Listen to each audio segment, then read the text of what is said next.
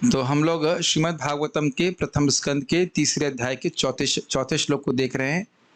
इस तीसरे अध्याय में अवतारों का वर्णन है और प्रथम 5 श्लोक जो हैं वह है पुरुषावतारों का वर्णन कर रहे हैं। ठीक है, उसके बाद जितने अवतार हैं वह उनके अवतार हैं, तो उन छठे श्लोक से वहां शुरू हो जाएगा।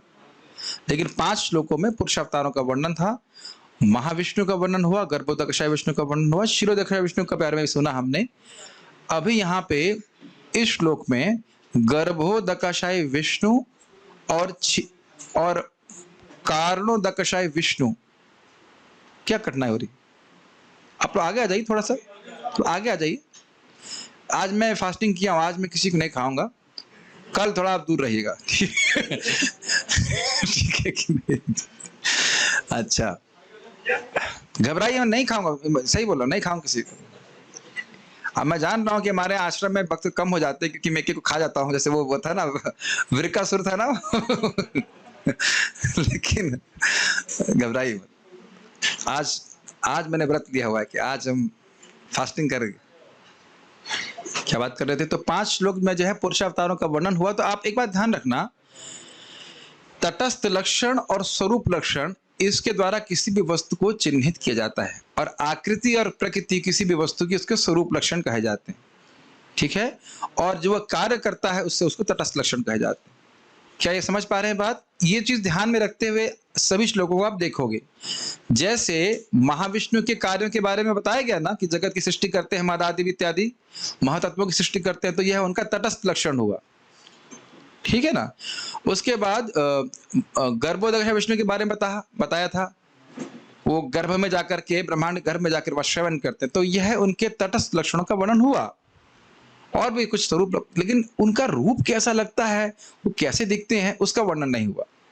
तो इस श्लोक में आज भगवान कारणोदकशाय विष्णु और गर्भोदकशाय विष्णु कैसे दिखते हैं उसका वर्णन हो रहा है। स्वरूप लक्षण मतलब कैसे दिखते हैं, आकृति क्या है उनकी। प्रकृति तो समझ में आ रहा था, प्रकृति का वर्णन भी हुआ कुछ हद तक कि वह विशुद्ध सत्व की मूर्ति है, याद है ना, कल बात हुआ था। तो प्रकृति का वहां भी स्वरूप वर्णन हुआ, लेकिन आकार का वर्णन नहीं हुआ। तो आज श्लोक में आकार का वर्णन होगा। ये बात बहुत महत्वपूर्ण है। आकृति प्रकृति ये स्वरूप लक्षण, कार्य का द्वारा तटस्थ लक्षण, इसके द्वारा जो मुनिगण है वे अवतारों को चिन्हित करते हैं। ये चैतन्य चरितामृत में महाप्रभु कहते हैं, स्वरूप लक्षण के द्वारा और तटस्थ लक्षणों के द्वारा अवतार की पहचान की जाती है।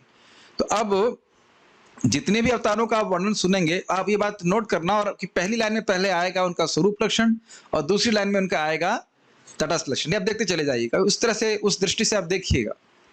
ठीक है, तो अभी हम लोग आज भगवान के स्वरूप लक्षण, जो अवतार हैं गर्भोदकशाय विष्णु या महाविष्णु, उनके स्वरूप के बारे में देख रहे हो कि देखने में कैसे लगते हैं।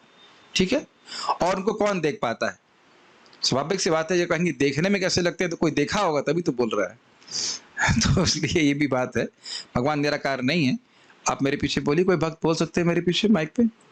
हाँ, यू आर द ऑफिशियल चैंटर। पश्यन्त्यधोरूपमदभ्रचक्षुषा, पश्यन्तदोरूपमभद्रचक्षुषा, सहस्रपादोरुभुजाननाद्भुतम्, सहस्रपादोरुभुजाननाद्भुतम्, सहस्रमूर्धश्रवणाक्षिनासिकम्, सहस्रमूर्धश्रवणाक्षिनासिकम्, सहस्रमौल्यम्बरकुण्डलोलस, सहस्रमौल्यम्बरकुण्डलोलसता। इससे पहले कि हम आगे जाएं, एक इन्फॉर्मेशन ये है कि हमारा श्रीमद् भागवतम रेसिटेशन ग्रुप है, जिसमें इन सभी श्लोकों को एक एक श्लोक कर करके मैं उसका ऑडियो रखा हूं। तो अगर कठिनाई है आपको, मान लीजिए आवृत्ति करने में, तो आप इस अध्याय के श्लोकों को सुन करके अभ्यास अलग से कर सकते हो। आप उसको देखिएगा, नहीं से समझ में आएगा फिर सुनिएगा। सुन करके ही हमको बोलना आ जाता है अपने आप। तो सुविधा दी गई है। 8वें 9वें अध्याय तक मैंने कर दिया, तो अभी तो बहुत टाइम है वहां तक पहुंचने में। तीसरे अध्याय के ऑलरेडी हैं, जो लोग नहीं है आप, मैं लिंक शेयर कर दूंगा, आप उसको देख करके कर सकते हैं। और गीता का भी शुरू हो गया है, गीता का पहला अध्याय रेडी हो गया है। तो जो भी उसमें आप बस क्लिक करना, जो श्लोक आप चाहेंगे उसमें क्लिक कीजिए, तुरंत ऑडियो चालू हो जाएगा, शुरू हो जाएगा, और आप सुन करके, और श्लोक नीचे लिखा है उसको देख करके आप सीख सकते हैं। ये बहुत इंपॉर्टेंट है। प्रभुपाद जी, मैंने पहले ही बताया है कि भागवत के श्लोक भी महामंत्र की तरह हमारे मन को पवित्र करने वाले हैं। 1.1.1 की लेक्चर में ही प्रभुपाद से कहते हैं। और ये स्वयं भगवान से अभिन्न है, तो आप जानते ही। पश्यन्त्यधोरूपमदभ्रचक्षुषा पश्यन्तदोरूपं भद्रचक्षुषा। जब बोलना नहीं आता है तो धीरे हो जाते हैं ना। पहले तो भाई एकादशी में एक बार प्रसादम मिलता था, अब तो 2 टाइम खिला रहे करना मित्रों, तब तो आवाज निकालो। जब नहीं बोल पाते हैं तभी कठिनाई आ जाती है, ठीक है ना। पश्यन्त्यधोरूपमदभ्रचक्षुषा पश्यन्तदोरूपं भद्रचक्षुषा। थोड़ा और वॉल्यूम, थोड़ा सा और बढ़ाइए। पश्यन्त्यधोरूपमदभ्रचक्षुषा पश्यन्तदोरूपं भद्रचक्षुषा। सहस्रपादोरुभुजाननाद्भुतम् सहस्रपादोरुभुजानाद्भुतम्। सहस्रमूर्ध श्रवणाक्षिनासिकम् सहस्रमूर्धश्रवणाक्षिनासिकम्। सहस्रमौल्यम्बरकुण्डलोलस सहस्रमौल्यम्बरकुण्डलोलसता। पश्यन्त्यधोरूपमदभ्रचक्षुषा पश्यन्तदोरूपमदभ्रचक्षुषा। सहस्रपादोरुभुजाननाद्भुतम् सहस्रपादोरुभुजाननाद्भुतम्। सहस्रमूर्ध श्रवणाक्षिनासिकम् सहस्रमूर्धश्रवणाक्षिनासिकम्। सहस्रमौल्यम्बरकुण्डलोलस सहस्रमौल्यम्बरकुण्डलोलस। पश्यन्तदोरूपमभद्रचक्षुषा सहस्रपादोरुभुजाननाद्भुतम् सहस्रमूर्धश्रवणाक्षिनासिकम् सहस्रमौल्यम्बरकुण्डलोलसता। अच्छा, मुझे लग रहा था कि इसकी फोटो नहीं अवेलेबल होगी, नेट पे अवेलेबल है, आप देख लीजिएगा। भगवान वो तो याद होगा ना, विश्वरूप भगवान का दिख रहा है, जिसमें भगवान के हजारों मुख हैं, हजारों हाथ हैं, तो स्मरण कर पा रहे होंगे। मुझे दिखाना चाहिए था, भक्त लोग दिखाएंगे। अभी हम लोग जब पारायण करेंगे, बहुत सुंदर आज की पारायण फाइल बनाई गई है। हर श्लोक जिस अवतार का वर्णन करता है उसकी फोटो रखी गई है। आप पारायण छोड़िएगा मत, बहुत आनंद आएगा पारायण करने में। आपको स्मरण होता रहेगा कि कौन से श्लोक की क्या लिंक किससे है। खैर, अभी हम पढ़ते हैं आगे। मेरे पीछे शब्दार्थ बोलिए। पश्यन्ति देखता है, मैंने जानबूझ के गलत बोला। देखते हैं मतलब ऐसा नहीं कि एक ने भगवान को देखा, कोई एक विशिष्ट व्यक्ति ने देखा, बहुत लोग देखते हैं। जब बहुत लोग देखते हैं तो प्रवीण प्रभु आपका भी चांस है कि नहीं, आप भी देख पाएंगे कि नहीं। और यहाँ पे बताया जाएगा कि बहुत लोग देखते हैं, तो आप भी कैसे देख पाओगे। यहाँ जो उपस्थित सभी लोग हैं, सभी लोग एक दिन योग्य बन जाएंगे भगवान को देखने के लिए साक्षात, ठीक है। अदह पुरुष का रूपम, रूप किन पुरुष का रूप, गर्भोदकशय विष्णु अथवा कारणोदकशय विष्णु। मैं बहुत खुश हूं क्योंकि इस श्लोक से पिछली बार जब पढ़ा रहा था तो मैं थोड़ा सा कंफ्यूज, क्या कहेंगे हिंदी में, भ्रमित था कि किसके रूप का वर्णन है, कौन है ये सहस्त्र शीर्ष पुरुष, कारणोदकशय विष्णु कि गर्भोदकशय विष्णु। आज उसका समाधान हो गया। 1.5 साल के बाद दे रहा हूँ प्रवचन, शायद 1 साल के बाद भरतपुर में इसी पे दिया था 1 साल। आप देखना कि ये कहेंगे किसके रूप का वर्णन हो रहा है, कौन से पुरुष का वर्णन हो रहा है। तो अभी हम टीका में पढ़ेंगे, जी गोस्वामी जी क्लियर करते हैं। अदभ्र पूर्ण चक्षुषा आंखों से, सहस्त्रपाद हजारों पांव, उरु जंघाएं, भुजानना हाथ तथा मुख, अद्भुतम आश्चर्यजनक, सहस्त्र हजारों, मूर्ध शिर, श्रवण कान, अक्षि आंखें, नासिकम नाक, सहस्त्र हजारों, मौली मालाएं, अंबर वस्त्र, कुंडल कर्णाभूषण, उल्लसत चमकते हुए। अनुवाद: भक्तगण अपने विमल या पूर्ण नेत्रों से उस पुरुष के दिव्य रूप का दर्शन करते हैं जिसमें हजारों हजार पांव, जंघाएं, भुजाएं तथा मुख हैं और सब के सब अद्वितीय हैं। उस शरीर में हजारों सिर, आंखें, कान तथा नाक होते हैं। वे हजारों मुकुटों तथा चमकते कुंडलों से अलंकृत हैं और मालाओं से सजाए गए हैं। अब देखिए श्रील प्रभुपाद जी के अनुवाद को देखिए। प्रभुपाद जी ये नहीं बोल रहे हैं गर्भोदकशय विष्णु की कारणोदकशय विष्णु, मतलब समझ रहे हैं, ये दोनों का ही रूपों का वर्णन है।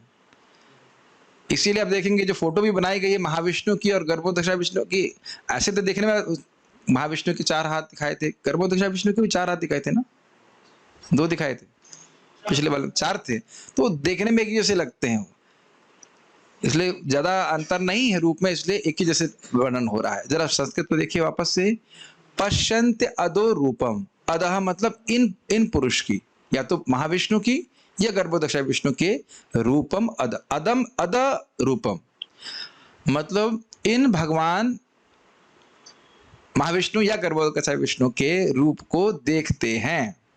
कौन लोग देखते हैं? कह रहे हैं अधब्र चक्षुषः, जिनके चक्षु, चक्षु समझते हैं आंखें, पूर्ण हैं, पूर्ण का अर्थ है भगवत प्रेम से युक्त हैं, भक्ति के द्वारा शुद्ध हो गए हैं। विमल का आप समझते, विमल मल का, हमारे मल का मतलब है हमारे मन में, हमारे इंद्रियों में अविद्या एक कवरिंग की तरह, तो हम देख नहीं पाते। जैसे कि आंखों में वो क्या मोतियाबिंद हो जाता है, तो वस्तुएं होती हैं लेकिन वस्तुएं होने के बाद भी हमें दिखती नहीं है, तो मोतियाबिंद हट जाता है तो कैसा होता है? हाँ, सब कुछ साफ दिख रहा है। अभी तो एक भक्त का मोतियाबिंद हटा और बोले अरे मेरी आंखें तो पहले से भी अच्छी हो गई हैं। तो जब हमारा मोतियाबिंद हटेगा, जो हमने श्लोक पढ़ा था ना कि ये मेरे इंद्रियों में प्रवेश करके अब संजीवती उसको जागृत कर रहे हैं, ध्रुव महाराज का अनुभव कि अब मैं देख पा रहा हूं, अब मैं सुन पा रहा हूं, अब मैं सूंघ पा रहा हूं। किसको? कृष्ण को, विष्णु को। समझ रहे ना? अदब्र चक्षुषा मतलब विमल नेत्र, इनके हृदय में अब कोई भोग की वासना नहीं है। आंखें तो वही हैं, श्रील प्रभुपाद जी की आंखें भी तो वैसी लगती थी जैसे हमारी आंखें। मेरी बात समझ रहे हैं? जो व्यक्ति प्रभुपाद जी को बिल्कुल नहीं जानता कि हाँ ये तो हमारी तरह का व्यक्ति है कोई, लेकिन उनकी आंख और हमारी आंख में क्या अंतर है? भगवत प्रेम की आंख। देखने में ऐसा लगेगा वही वैसी आंखें हैं, लेकिन जब वह कृष्ण बलराम को देख रहे हैं और हम कृष्ण बलराम को देख रहे हैं, फिर भी अंतर है ना कुछ कुछ।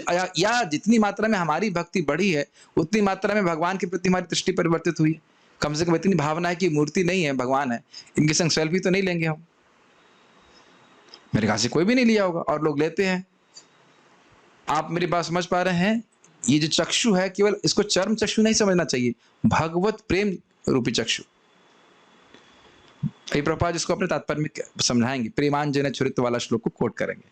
जिसको भक्ति प्राप्त है वह भगवान को देख पाता है।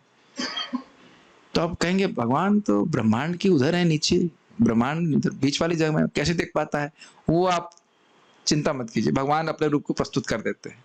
वैसे तो आगे आप देखेंगे कि ब्रह्मा जी ने जब वो पैदा हुए, ने कहा मेरा स्रोत क्या है, तो अपने नाल में, जो जिस नाल में प्रकट हुए थे, कमल की नाल में, उसमें डुबकी मारी और डुबकी मार करके गर्भोदकशय विष्णु के पेट पे पहुंच गए, लेकिन समझ नहीं पाए कहाँ है भगवान विष्णु। फिर ऊपर गए, फिर नीचे गए, फिर ऊपर गए, फिर नीचे गए, नहीं समझ पाए। इसीलिए बोले अधब्र चक्षुषा। फिर भगवान बोले बेटा भोग करो। नहीं वही नहीं बोला था। आज के पापा तो यही बोलते हैं, आजकल के पापा और मम्मी तो यही बोलते हैं तुम्हारी उम्र इतनी छोटी है, अभी तुम कहाँ भजन कर रहे हो। लेकिन पापा ने क्या कहा? तप करो। बच्चा पैदा होता ही मतलब ब्रह्मा जी को पैदा होते ही बोला बेटा भोग करने से नहीं होगा, अपनी शक्ति से मुझको नहीं जान सकते, तपस्या करो। ये आप आगे पढ़ने वाले। फिर बेटे ने तपस्या किया, तब भगवान ने सब कुछ दर्शन कराया, अपना दर्शन कराया, दर्शन ही नहीं कराया, हाथ मिलाया। कितना सुंदर है ना। और भगवान कहते हैं यही परफेक्शन है कि व्यक्ति मुझे सामने ऐसे देखे जैसे आज आप मुझको देख रहे हो, उसी प्रकार से मुझे साक्षात सामने देखे। पर ऐसा नहीं है कि हमें कुछ बहुत कठिन तपस्या करना है ब्रह्मा जी की तरह। हरे कृष्ण मंत्र जपें, भक्ति करें तो एक दिन हम भी भगवान से हाथ मिला सकेंगे। How are you Krishna? Krishna will congratulate, finally you have attend me, very nice, आपने मुझे प्राप्त किया। फिर आप सारी तपस्या भूल जाओगे। एनीवेज, तो आप समझ पा रहे हैं, ब्रह्मा जी को ब्रह्मा जी देख पाए और अन्य लोग भी देख पाते हैं जो उनके अनुगत्य में भक्ति करते हैं और भगवान की प्रेम भक्ति प्राप्त करके भगवान को देखते हैं। वैसे एक बात अच्छी है, मैं थोड़ा सा बोलना चाहता हूं कि अन्यथा घरों में भक्ति करने पे डांट पड़ती है, कम से कम इस घर में भक्ति नहीं करने पे डांट पड़ रही है कि नहीं? है कि नहीं? अच्छी बात है कि नहीं? तो भक्ति कर लेना फिर, क्योंकि आगे जाकर के यही भक्ति हमको भगवान के दर्शन कराने वाली, यही बात हमें बोली, अदभ्र चक्षुषा। समझ पा रहे हैं? अदभ्र चक्षुषा मतलब वह चक्षु, वह आंखें जो भगवत प्रेम से पूरित हो गई हैं, विमल हो गई हैं, अब भगवान को देख पा रही हैं। क्लियर समझ में आ रहा है किस प्रकार से भगवान दिखाई पड़ते हैं? तो ये तो बड़ा आसान है। अब देखिए क्या शब्द यहाँ पे आए हैं, सहस्त्र पाद, पाद मतलब चरण, सहस्त्र मतलब हजारों, ठीक। उसके बाद बोल रहे हैं उरु, भाई अगर पांव हैं तो क्या जंघा नहीं होगी? थाइस भी तो होंगी, स्वाभाविक सी बात है। फिर भुज, हाथ भुजाएं, आनन, मुख हो गया, मुख मतलब केवल यही फेस नहीं, पूरा सिर, इस प्रकार से। पंचानन किसको कहते हैं? शिव जी को, ठीक है। तो और चतुरानन किसको कहते हैं? ब्रह्मा जी को। अब समझ में आ रहा है क्यों कहते हैं कि 4 मुख है और 5 मुख है? अरे ये तो बड़े भयानक लगते होंगे, हम तो 2 आदमी, 2 हाथ वाला आदमी बड़ा अच्छा लगता है, 1000 आदमी 1000 मुख हो। अब सोचिए मेरे ही अभी 1000 मुख होते, 1000 छोड़ दीजिए 6 मुख होते तो भी डर जाते ना कि रावण तो नहीं आ गया क्लास देने के लिए, भयानक लगेगा ना। 10 आप हम लोग पढ़ के निकल जाते हैं, जरा विचार कीजिए, 10 सिर वाला व्यक्ति अगर क्लास दे, परेशान हो जाएंगे कि नहीं? परेशान होना छोड़िए, आप डर जाएंगे। किसी जानवर को देखिए 2 मुख वाला, तो आप डर नहीं जाओगे, ये क्या संभव है? तो इस बात को निषेध करते हुए कह रहे हैं अद्भुतम, आश्चर्यजनकम, बहुत सुंदर है। और आगे भी बोल रहे हैं उल्लसत, बहुत ही सुंदर स्वरूप है भगवान का, चाहे वो चतुर्भुज में हो, चाहे वो उनके 1000 भुज हो, भगवान बहुत सुंदर दिखते हैं, ठीक है। फिर क्या कह रहे हैं, सहस्त्र मूर्ध, मूर्ध के क्या प्रभुपाद जी ने अनुवाद किया है? सिर है। तो मुख है और सिर है, मूर्त में इसको कहते हैं, इस भाग को कहते हैं मूर्त, क्योंकि इसीलिए मूर्त कहने का अर्थ ये हुआ कि यहाँ पे उनके मुकुट है, इसीलिए प्रभुपाद मुकुट रखे हैं। उनके हजारों सिर हैं, क्योंकि मुख है, ये द्योतित नहीं करता है कि मुकुट भी होगा, लेकिन मूर्ध है मतलब मूर्धनी है, सर के ऊपर मुकुट भी हैं, भगवान विष्णु के मुकुट रहते हैं। श्रवण तो आप समझ ही रहे हैं, उनके कान हैं, और अक्षि मतलब उनकी आंखें हैं, और नासिका मतलब उनकी नासिका है, नाक है। सहस्त्र मौल्यम वरकुंडलोलसत, मौल्य की प्रभुपाद क्या अनुवाद किए हैं? मालाएं हैं, ठीक है, मौली, कहीं एक मौली, चंद्र मौली शब्द नाम सुना है। और अंबर आप समझ रहे हैं, उनके बहुत सारे कपड़े भी हैं, और कुंडल आदि जो है वो चमक रहे हैं। उल्लसत मतलब चमक रहे हैं, यानी कि भक्त लोग बड़े प्रसन्न होते हैं भगवान के स्वरूप को दर्शन करके। तो श्लोक तो बड़ा क्लियर हो रहा है। श्रील जीव गोस्वामी कृत क्रम संदर्भ। अब आप लोग अगर मान लो ये प्रश्न करें कि हमेशा क्रम संदर्भ क्यों नहीं लेते, तो कि क्रम संदर्भ में हर श्लोक पे टीका नहीं है, तो कुछ श्लोकों पे टीका है, उसको मैं यहाँ पे रख रहा है। लिंक देखिए, पुरुषावतारों के 2 स्थान और कर्म को कहकर अब उनके रूप को समान रूप से वर्णित किया जा रहा है इस श्लोक में। ये याद आ रहा है कि महाविष्णु के स्थान का वर्णन हुआ था, कारण सागर, और उनके कर्म क्या थे? दृष्टिपात करते हैं प्रकृति पर, महतत्व की सृष्टि करते हैं, उस पर दृष्टिपात करते हैं, जीवों को उसमें गर्भस्थ करते हैं। गर्भोदकश विष्णु के स्थान का वर्णन हुआ था गर्भ सागर, उनके कर्म का वर्णन हुआ, ब्रह्मा जी वहां से उत्पन्न हुए, जो ब्रह्मा विश्व सृजाम पति हुआ, ठीक। लेकिन रूप का वर्णन नहीं हुआ ना, तो अब इस श्लोक में दोनों के रूप का वर्णन कर रहे हैं, क्योंकि मिलता जुलता ही रूप है, दोनों ही हजारों मुख वाले हैं, दोनों इस प्रकार से, ठीक है। अब आप लोग के मन में एक प्रश्न आ सकता है, तो प्रभु जी फोटो में 1000 मुख क्यों नहीं दिखाते हैं? फोटो केवल रिप्रेजेंटेटिव है, रिप्रेजेंटेटिव फोटो है, वो एक अंदाज देने के लिए। यद्यपि उनमें कुछ भेद है, फिर भी इन दो पुरुषों को एक समान वर्णित किया गया है यहाँ पे। मतलब थोड़ा बहुत अंतर हो सकता है, लेकिन मोटा मोटी यही बात है कि हजार मुख हैं ऐसे करके। अतः अर्थात इस रूप को भगवान के इस रूप को, पुरुष रूप को वे भक्ति से युक्त चक्षुओं से देख पाते हैं। अदब्र चक्षुषा, अदब्र समझ में आ रहा है, अदब्र शुद्ध, और चक्षुषा मतलब आंखों के द्वारा देखते हैं। अब इसकी वो एक बोल रहे हैं भगवद गीता का श्लोक, उस पर वो बोल रहे हैं, पुरुषः स परः पार्थ भक्त्या लभ्यस्त्वनन्यया यस्यान्तः स्थानि भूतानि येन सर्वम इदं ततम्। भगवान जो सबसे महान हैं, अनन्य भक्ति द्वारा ही प्राप्त किए जा सकते हैं। यद्यपि वे अपने धाम में विराजमान हैं, तो भी वे सर्वव्यापी हैं और उनमें सब कुछ स्थित है। भगवद गीता 8वां अध्याय 22वां श्लोक। तो अब आप देख रहे हैं कि अदब्र चक्षुषा में अदब्र की व्याख्या भक्ति में चक्षु के क्यों करी गई है, इसको जीव गोस्वामी जी यहाँ बोल रहे हैं। क्योंकि भक्ति के द्वारा ही उस पुरुष, परम पुरुष को का दर्शन प्राप्त किया जा सकता है, इसलिए वो कोट कर रहे हैं। तो कभी कभी लोग, एक बार किसी ने प्रश्न किया, आचार्यगण अपने मन से टीका करते हैं क्या? नहीं, कभी अपने मन से टीका नहीं करते, शास्त्र के विचार के अनुसार, पूर्ववर्ती परंपरा के अनुसार ही करते हैं। ये श्लोक देख रहे हैं, तो स्थापित श्लोक है भगवद गीता का। तो यानी कि अदब्र चक्षुषा, यह नहीं सोचना चाहिए कि केवल ज्ञान के चक्षु से भगवान को देख पाते हैं, नहीं, भगवान की भक्ति से युक्त होकर के व्यक्ति भगवान को देख सकता है। जैसा कि श्लोक में लिखा हुआ है, क्या श्लोक शब्द है? पुरुष स परः पार्थ, हे पार्थ उस परम पुरुष को जो प्रकृति के परे है, भक्तिया लभ्यस्त्व अनन्या, अनन्य भक्ति के द्वारा ही प्राप्त किया जा सकता है। जिस भक्ति का लक्ष्य भगवत प्रेम हो, जो आप जानते ही हैं। और एक अद्भुत बात ये भी है, ये भी श्लोक को क्लियर कर रहा है कि यद्यपि भगवान अपने धाम में विराजमान है, लेकिन वो सब जगह है। अरे ऐसे कैसे हो सकता है? इसको एक उदाहरण से समझिए। प्राइम मिनिस्टर अभी कोरोना के मैसेज दे रहे थे कि नहीं दे रहे थे? आप सबने सुने थे ना? आप सब लोग ने व्यक्तिगत रूप से प्राइम मिनिस्टर से सुना था ना, है ना?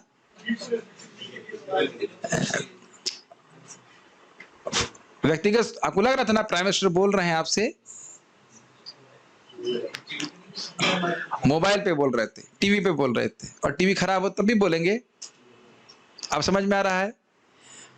प्राइम मिनिस्टर अपने धाम में है कैसे कहा जाए, अपने धाम कहिए, घर कहिए, हाँ वही की बात है, अवार्ड उसमें है, और उनका रूप प्रकाशित हो रहा है ना सब जगह। अगर रूप सर्वत्र व्याप्त ना हो तो टीवी में दिखेगा? एकदम ग्रहण कर लीजिए इस बात को। अगर रूप सर्वत्र व्याप्त ना हो भारत में, या जहां जहां भी प्रसारित हो रहा है, तो नहीं दिखेगा ना, एक बात। दूसरा, उनकी इच्छा से ही हो रहा है कि बिना इच्छा के हो रहा है? ये भी इंपॉर्टेंट बात है। उनकी इच्छा से ही वो रूप हर जगह प्रसारित हो रहा है, ये भी क्लियर हो गया। और सभी लोग देख पा रहे हैं ना? प्रश्न बहुत कठिन है। जिनके मोबाइल में डेटा है डेटा चक्षु से देख पा रहे हैं, डेटा नहीं है तो भगवान प्राइम मिनिस्टर को नहीं देख पा रहे हैं, अब ग्रहण कर रहे हैं, ठीक है ना? तो उसी प्रकार से जब आप डेटा भर लोगे, डेटा मतलब भक्ति भर लेंगे अपने में, तो भगवान दिखेंगे। और नहीं तो आपको याद है पुराने जमाने में जब टीवी उतने अच्छे हुआ नहीं करते थे, तो केबल कनेक्शन कुछ होता था, वो केबल कनेक्शन टूट जाता था, याद आ रहा है?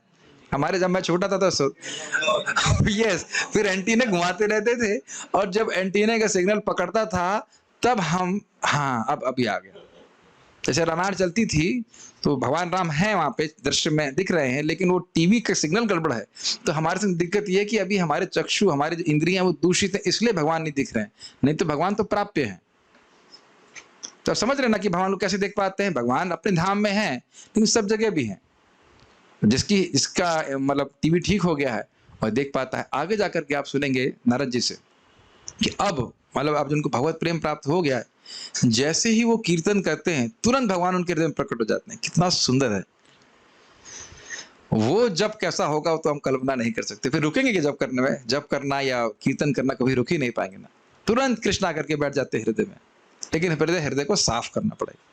जैसे आपने सुना था गर्भोदक विष्णु को भौतिक जगत अच्छा नहीं लगा, क्या है मटीरियल है, एक सेकंड भी रुके नहीं, तो बहुत सफाई पसंद है भगवान, तो इसलिए साफ जगह में रुकते हैं। लेकिन एक और अच्छी बात है कि सफाई भी वो खुद ही करते हैं। होता है ना, कुछ लोग कहते हैं हमारे कहाँ गए पार्थ प्रभु हैं, नहीं आज है नहीं।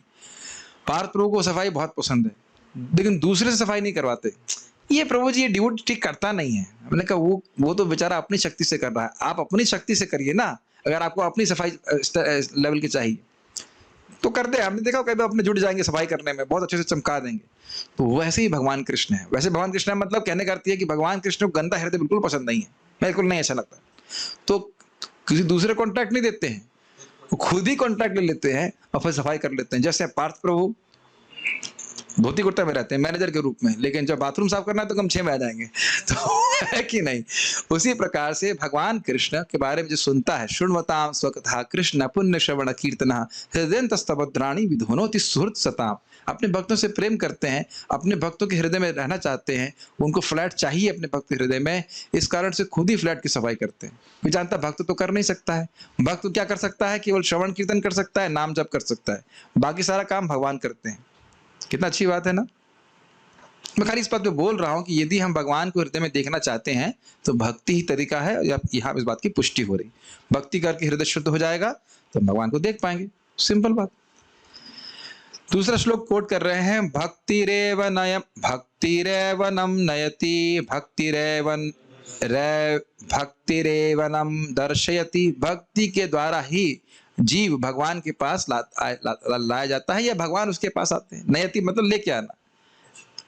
और भक्तिरेव एनम दर्शयति, और भक्ति ही इनका दर्शन कराती है। किनका दर्शन कराती है? भगवान का। किसी व्यक्ति के पास भी पहुंच जाए तो जरूरी नहीं कि उसका दर्शन भी प्राप्त हो। एक व्यक्ति मेरे पास दोपहर में आए थे 1 बजे दर्शन प्राप्त करने के लिए, और अंदर से मैं बोल दिया, आपको पता नहीं मुझे रेस्ट करना होता है, क्यों डिस्टर्ब करने के लिए आ गए? दर्शन नहीं मिला ना पास पहुंच करके भी। भगवान ऐसे कभी नहीं है कोई आए और भगवान के दर्शन प्राप्त नहीं कर रहे हैं। भगवान रेस्ट कर रहे हैं, अभी आई, उनका मूड ठीक नहीं है, ऐसा नहीं होता है। भक्ति कर रहा है व्यक्ति तो भगवान की भक्ति के द्वारा ही भगवान के पास पहुंचेगा और भगवान का दर्शन प्राप्त होगा। इस पे तो बहुत कुछ बोल सकता हूँ कि पूरा एक चैतन्य महाप्रभु की लीला याद आ रही है, लेकिन मुख्य बात है दर्शन भगवान का करने का अर्थ है प्रेम के चक्षुओं से दर्शन करना। नहीं तो दर्शन होने के बाद भी कोई सुख प्राप्त नहीं होगा। जैसे भगवान कृष्ण का दर्शन दुर्योधन को भी प्राप्त हुआ था, जरासंध को भी प्राप्त हुआ था और शिशुपाल को भी प्राप्त हुआ था, लेकिन सुख नहीं मिला था। और गोपियों को कितना मिला था? या मतलब कह रहे हैं कि जिसको आंख देनी चाहिए हम लोगों को, उसको तो आपने दी 2 आंख। ब्रह्मा जी को उल्हाना दे रही हैं कि हम आंखों से कृष्ण को देखना चाहती हैं और हमको दी 2 आंख, उस पर परख लगा दी। और इंद्र कामी है, उसको 1000 आंख दी, उसमें परख झपकती नहीं है। इंद्र देख रहा है अप्सराओं को और उसको 1000 आंख दे दी आपने और उसकी पलक नहीं झपकती है। और हम कृष्ण को देखना चाहती हैं और हमारी पलक झपकती है, वो भी हमको 2 ही आंख दी है। आपने बताइए। तो हम खाली बात कर रहे थे, समझ रहे हैं ना क्यों बात क्या कह रहा हूं, कि जब हृदय में प्रेम होता है तब भगवान के दर्शन से बहुत सुख मिलता है। तो प्रभु जी जब प्रेम होगा तभी देखेंगे भगवान को, नहीं जब देख रहे हैं भगवान को, रोज भगवान को देखना, मंदिर में जप करना से धीरे धीरे भगवान के प्रति प्रेम बढ़ेगा। उसी से तो आप अदब्र चक्षु प्राप्त कर पाएंगे, तब भगवान को देख पाएंगे। मैं खाली पश्चंती भी कह रहा हूँ। किस प्रकार से देखते? देखने का मतलब उनको बहुत उल्लास होता है, बहुत सुख अनुभव करते हैं। हर व्यक्ति भगवान को देख के सुख अनुभव नहीं करता है। क्यों? उसका हृदय शुद्ध नहीं है। भक्ति ही भगवान के पास ले जाने वाली है और भक्ति ही उनका दर्शन कराने वाली है। मथुरा श्रुति एक ग्रंथ है, इसमें द्वितीय पुरुष का वर्णन 3 और 9वें स्कंद में इस प्रकार से है। 3 स्कंद के 3 श्लोकों का उदाहरण देंगे और 9वें श्लोक का उदाहरण देंगे, जिसमें गर्भोदकशाय विष्णु के स्वरूप का वर्णन है।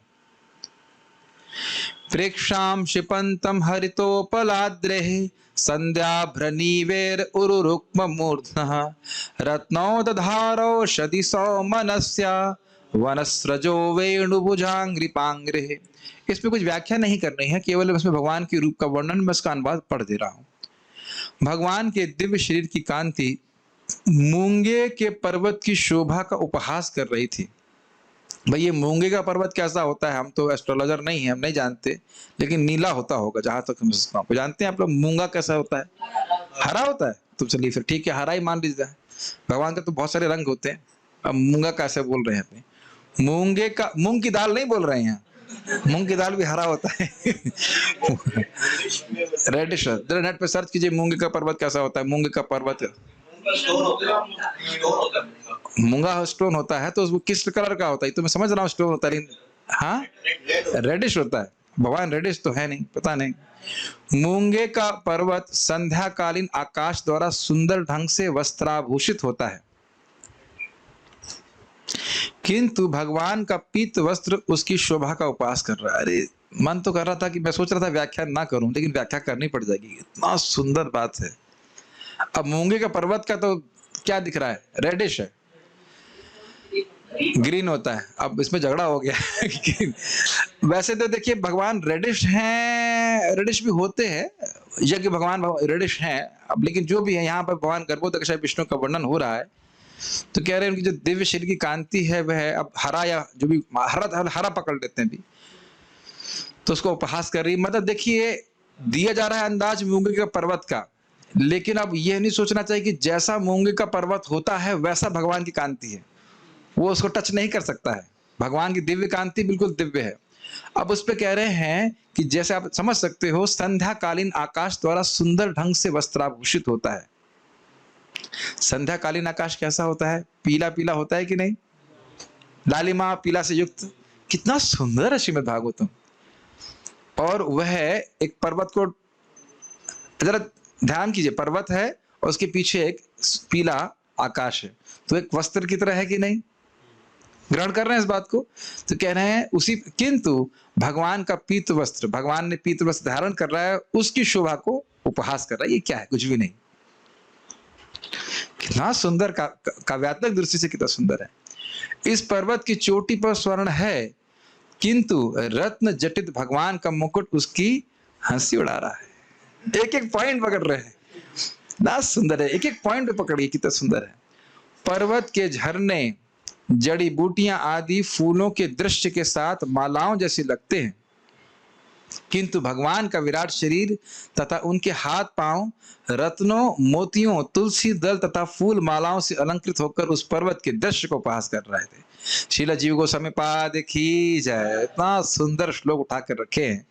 हम लोग सुने ना कि भगवान की माला है इत्यादि इत्यादि, और वह कितना श्लोक सुंदर उठा के रख दिए, इतना अद्भुत है। भक्तों के संग चर्चा कर रहे हैं तो इसको इतने इस प्रकार से मैं देख पा रहा हूं, अन्यथा मैं देख भी नहीं, ऐसे आप पढ़ेंगे तो उस तरह से नहीं देख पाएंगे, उतना रस अनुभव नहीं कर पाएंगे। कितना सुंदर बात यहाँ पे कह रहे हैं कि जैसे पर्वत में फूल इत्यादि जड़ी बूटियां हैं, तो ऐसा लग रहा है कि वह उसकी माला की तरह है पर्वत की, लेकिन वो जो, और आप देख भी सकते हैं कि कोई पर्वत हो जिसमें खूब फूल हो। आपने कभी कभी फोटो भी देखे होंगे, ऐसे पर्वत होते हैं जिसमें बहुत सारे पेड़ होते हैं, इधर पहाड़ वाले, और उनमें वो जो पेड़ होते हैं उसमें बड़े सुंदर सुंदर फूल होते हैं, सारे पीले फूल होते हैं। आप धारणा कर पा रहे हैं, पीला होता है, कोई पूरे लाल होते हैं, देखा है आपने। तो एक प्रकार की माला की तरह हो गया ना, माला की तरह उस पर्वत को अलंकृत कर रहे हैं। तो कहते हैं ना, भगवान का जो दिव्य शरीर है उस पर जो माला है और जो अंग है भगवान के, वो उसका उपहास कर रहे हैं। तो भगवान का जो सुंदर स्वरूप है वो, उसकी तुलना किसी से नहीं की जा सकती, एक अंदाज देने के लिए बोला जा रहा है। तो श्रीमद् भागवतम 3रा स्कंद 8वां अध्याय 24वां श्लोक। और इसी प्रकार के श्लोकों को बोल करके भगवान के रूप का ध्यान किया था। इसे कहते हैं ध्यान मंत्र। ये सारे श्लोक ध्यान मंत्र हैं, समझ रहे हैं ना, कि इसको पढ़ करके व्यक्ति भगवान विष्णु का स्मरण कर सकता है। ठीक है। परार्ध केयूर्मणि प्रवेक पर्यस्त दोर्दंड सहस्र शाखम अव्यक्त मूलम भुवनांग्रिपेन्द्रम अहिंद्र भोगेर अधिवीत वल्शम। जिस तरह, अब देखिए एक एक सुंदर बात बोल रहे हैं, जिस तरह चंदन वृक्ष सुगंधित फूलों तथा शाखाओं से सुशोभित रहता है, उसी तरह भगवान का शरीर मूल्यवान मणियों तथा मोतियों से अलंकृत था। था का मतलब किसी ने दर्शन किया इसलिए तो अनुभव कर पा रहे हो। वे आत्मस्थित अव्यक्त मूल वृक्ष और वृक्ष के अन्य सभी के स्वामी थे। जिस तरह चंदन वृक्ष अनेक सांपों से आच्छादित रहता है, उसी तरह भगवान का शरीर भी अनंत के फनों से ढका था। श्रीमद् भागवतम 3:8-29। तो अब आप एक एक पॉइंट पकड़िए इसको। भगवान गर्भोदक्षा विष्णु की शैया कौन सी है? शेष शैया, जिसमें उनके बहुत सारे फन हैं। तो ये एक प्रसिद्ध बात है कि जो चंदन का पेड़ होता है उसके चारों ओर सर्प होते हैं। ऐसा मैंने सुना है कि चंदन की लकड़ी ठंडी होती है और सर्प का शरीर है वो बहुत गर्म होता है, तो इस कारण से उसको उनको अच्छा लगता है, वो लिपटे ही रहते हैं। तो कह रहे हैं कि जिस प्रकार से चंदन का वृक्ष सुगंधित फूलों और शाखाओं से सुशोभित है, उस प्रकार से भगवान का जो दिव्य अंग है वह मोतियों इत्यादि से सुशोभित है। जो हमने अभी श्लोक में देखा था ना, बहुत सारे आभूषण हैं, उसकी व्याख्या कर रहे हैं यहाँ पे और स्पष्ट कर रहे हैं। और फिर क्या कह रहे हैं? आत्मस्थित, वे आत्मस्थित वृक्ष और विश्व के अन्य सभी के स्वामी थे। मतलब अव्यक्त मूल की बात कर रहे हैं। भगवान इस जगत के मूल हैं या नहीं है? हैं। लेकिन क्या सब कोई देख पा रहे हैं उनको? इसीलिए बोला जा रहा है अव्यक्त मूल है। ठीक है, अव्यक्त मूलम भवनांग नृपेंद्रम, वो दिखाई नहीं पड़ते लेकिन वह है इस पूरे जगत के मूल कारण और सभी के स्वामी हैं। तो कोई कठिनाई है नहीं, सारी वस्तुएं देने वाले वही है। और दूसरा आप ये देख रहे हो कितना सुंदर बात बोल रहे हैं, चंदन का वृक्ष सांपों से आच्छादित रहता है, ऐसे भगवान विष्णु हैं और उनके ऊपर भगवान शेषनाग के बहुत सारे फन हैं। लेकिन ये मत सोच लीजिएगा कि मैं ये कहना चाहता हूं कि शेषनाग को गर्मी लग रही है इसलिए भगवान विष्णु के ये धारणा नहीं करनी होगी। शेषनाग कोई सामान्य सांप नहीं है। इस पर छोटा सा एक बात आज याद आ रही है। श्रीमद चैतन्य महाप्रभु जब निमाई पंडित के रूप में थे, बचपन में छोटेपन की लीला है, बहुत सुंदर लीला। तो वह, आप लोग बांग्ला में क्या बोलते हैं? आंगन को बाड़ी बोलते, क्या बोलते हैं? नहीं, आंगन, आंगन ही बोलते हैं। आंगन में थे, खेल रहे थे और एक बहुत भयानक सांप आया, बहुत खतरनाक सांप। और निमाई पंडित उसको उठा लिए और उससे खेलने लगे और फिर उसके वो ऐसे कुछ क्या कहते हैं उसको, कुंडली मार के बैठ गया, उस पर वो रेस्ट करने लगे। वो तो उनका तो काम ही यही है, भगवान वैष्णव के रूप में शेष सैया पे लेटते, इसमें कौन सी बड़ी मुश्किल बात है। लेकिन जब बाकी लोग आए तो घबरा गए, तुरंत उसको भगाया तो सांप वहां से चला गया। तो वहां दिखा रहे हैं भगवान अपनी महाविष्णु की लीला या गर्भोदक्षा विष्णु की लीला। एक और सुंदर घटना है जो कि पास में हुई थी। यहाँ पे कालिया लीला है ना, कालिया हृद। तो वहां पे जब आप जानते हो कालिया पे भगवान नृत्य कर रहे थे तो सब लोग घबरा गए थे। सॉरी, जब कालिया ने बांध लिया था कृष्ण को, कृष्ण स्वयं उसको अलाउ किए थे बांधने के लिए और ऐसा लग रहा था बस अब तो कुछ कर ही नहीं सकता मैं, ऐसे भगवान कर रहे हैं और सब लोग घबरा गए थे। तो उस वक्त बलराम जी नहीं आए थे, तो बलराम जी के सामने तो कालिया लीला हो नहीं सकती। जब बलराम जी आ गए तो मुस्कुराने लगे। शेष शैया के रूप में मैं आपके मतलब शैया के रूप में हूँ, वहां तो आपने सब ड्रामा कभी किया नहीं। और ये पानी के सांप के संग आप खेल रहे हो, you are playing with a water snake. Chakraborty बात कर रहे भगवान बलराम जी के सामने कालिया क्या है?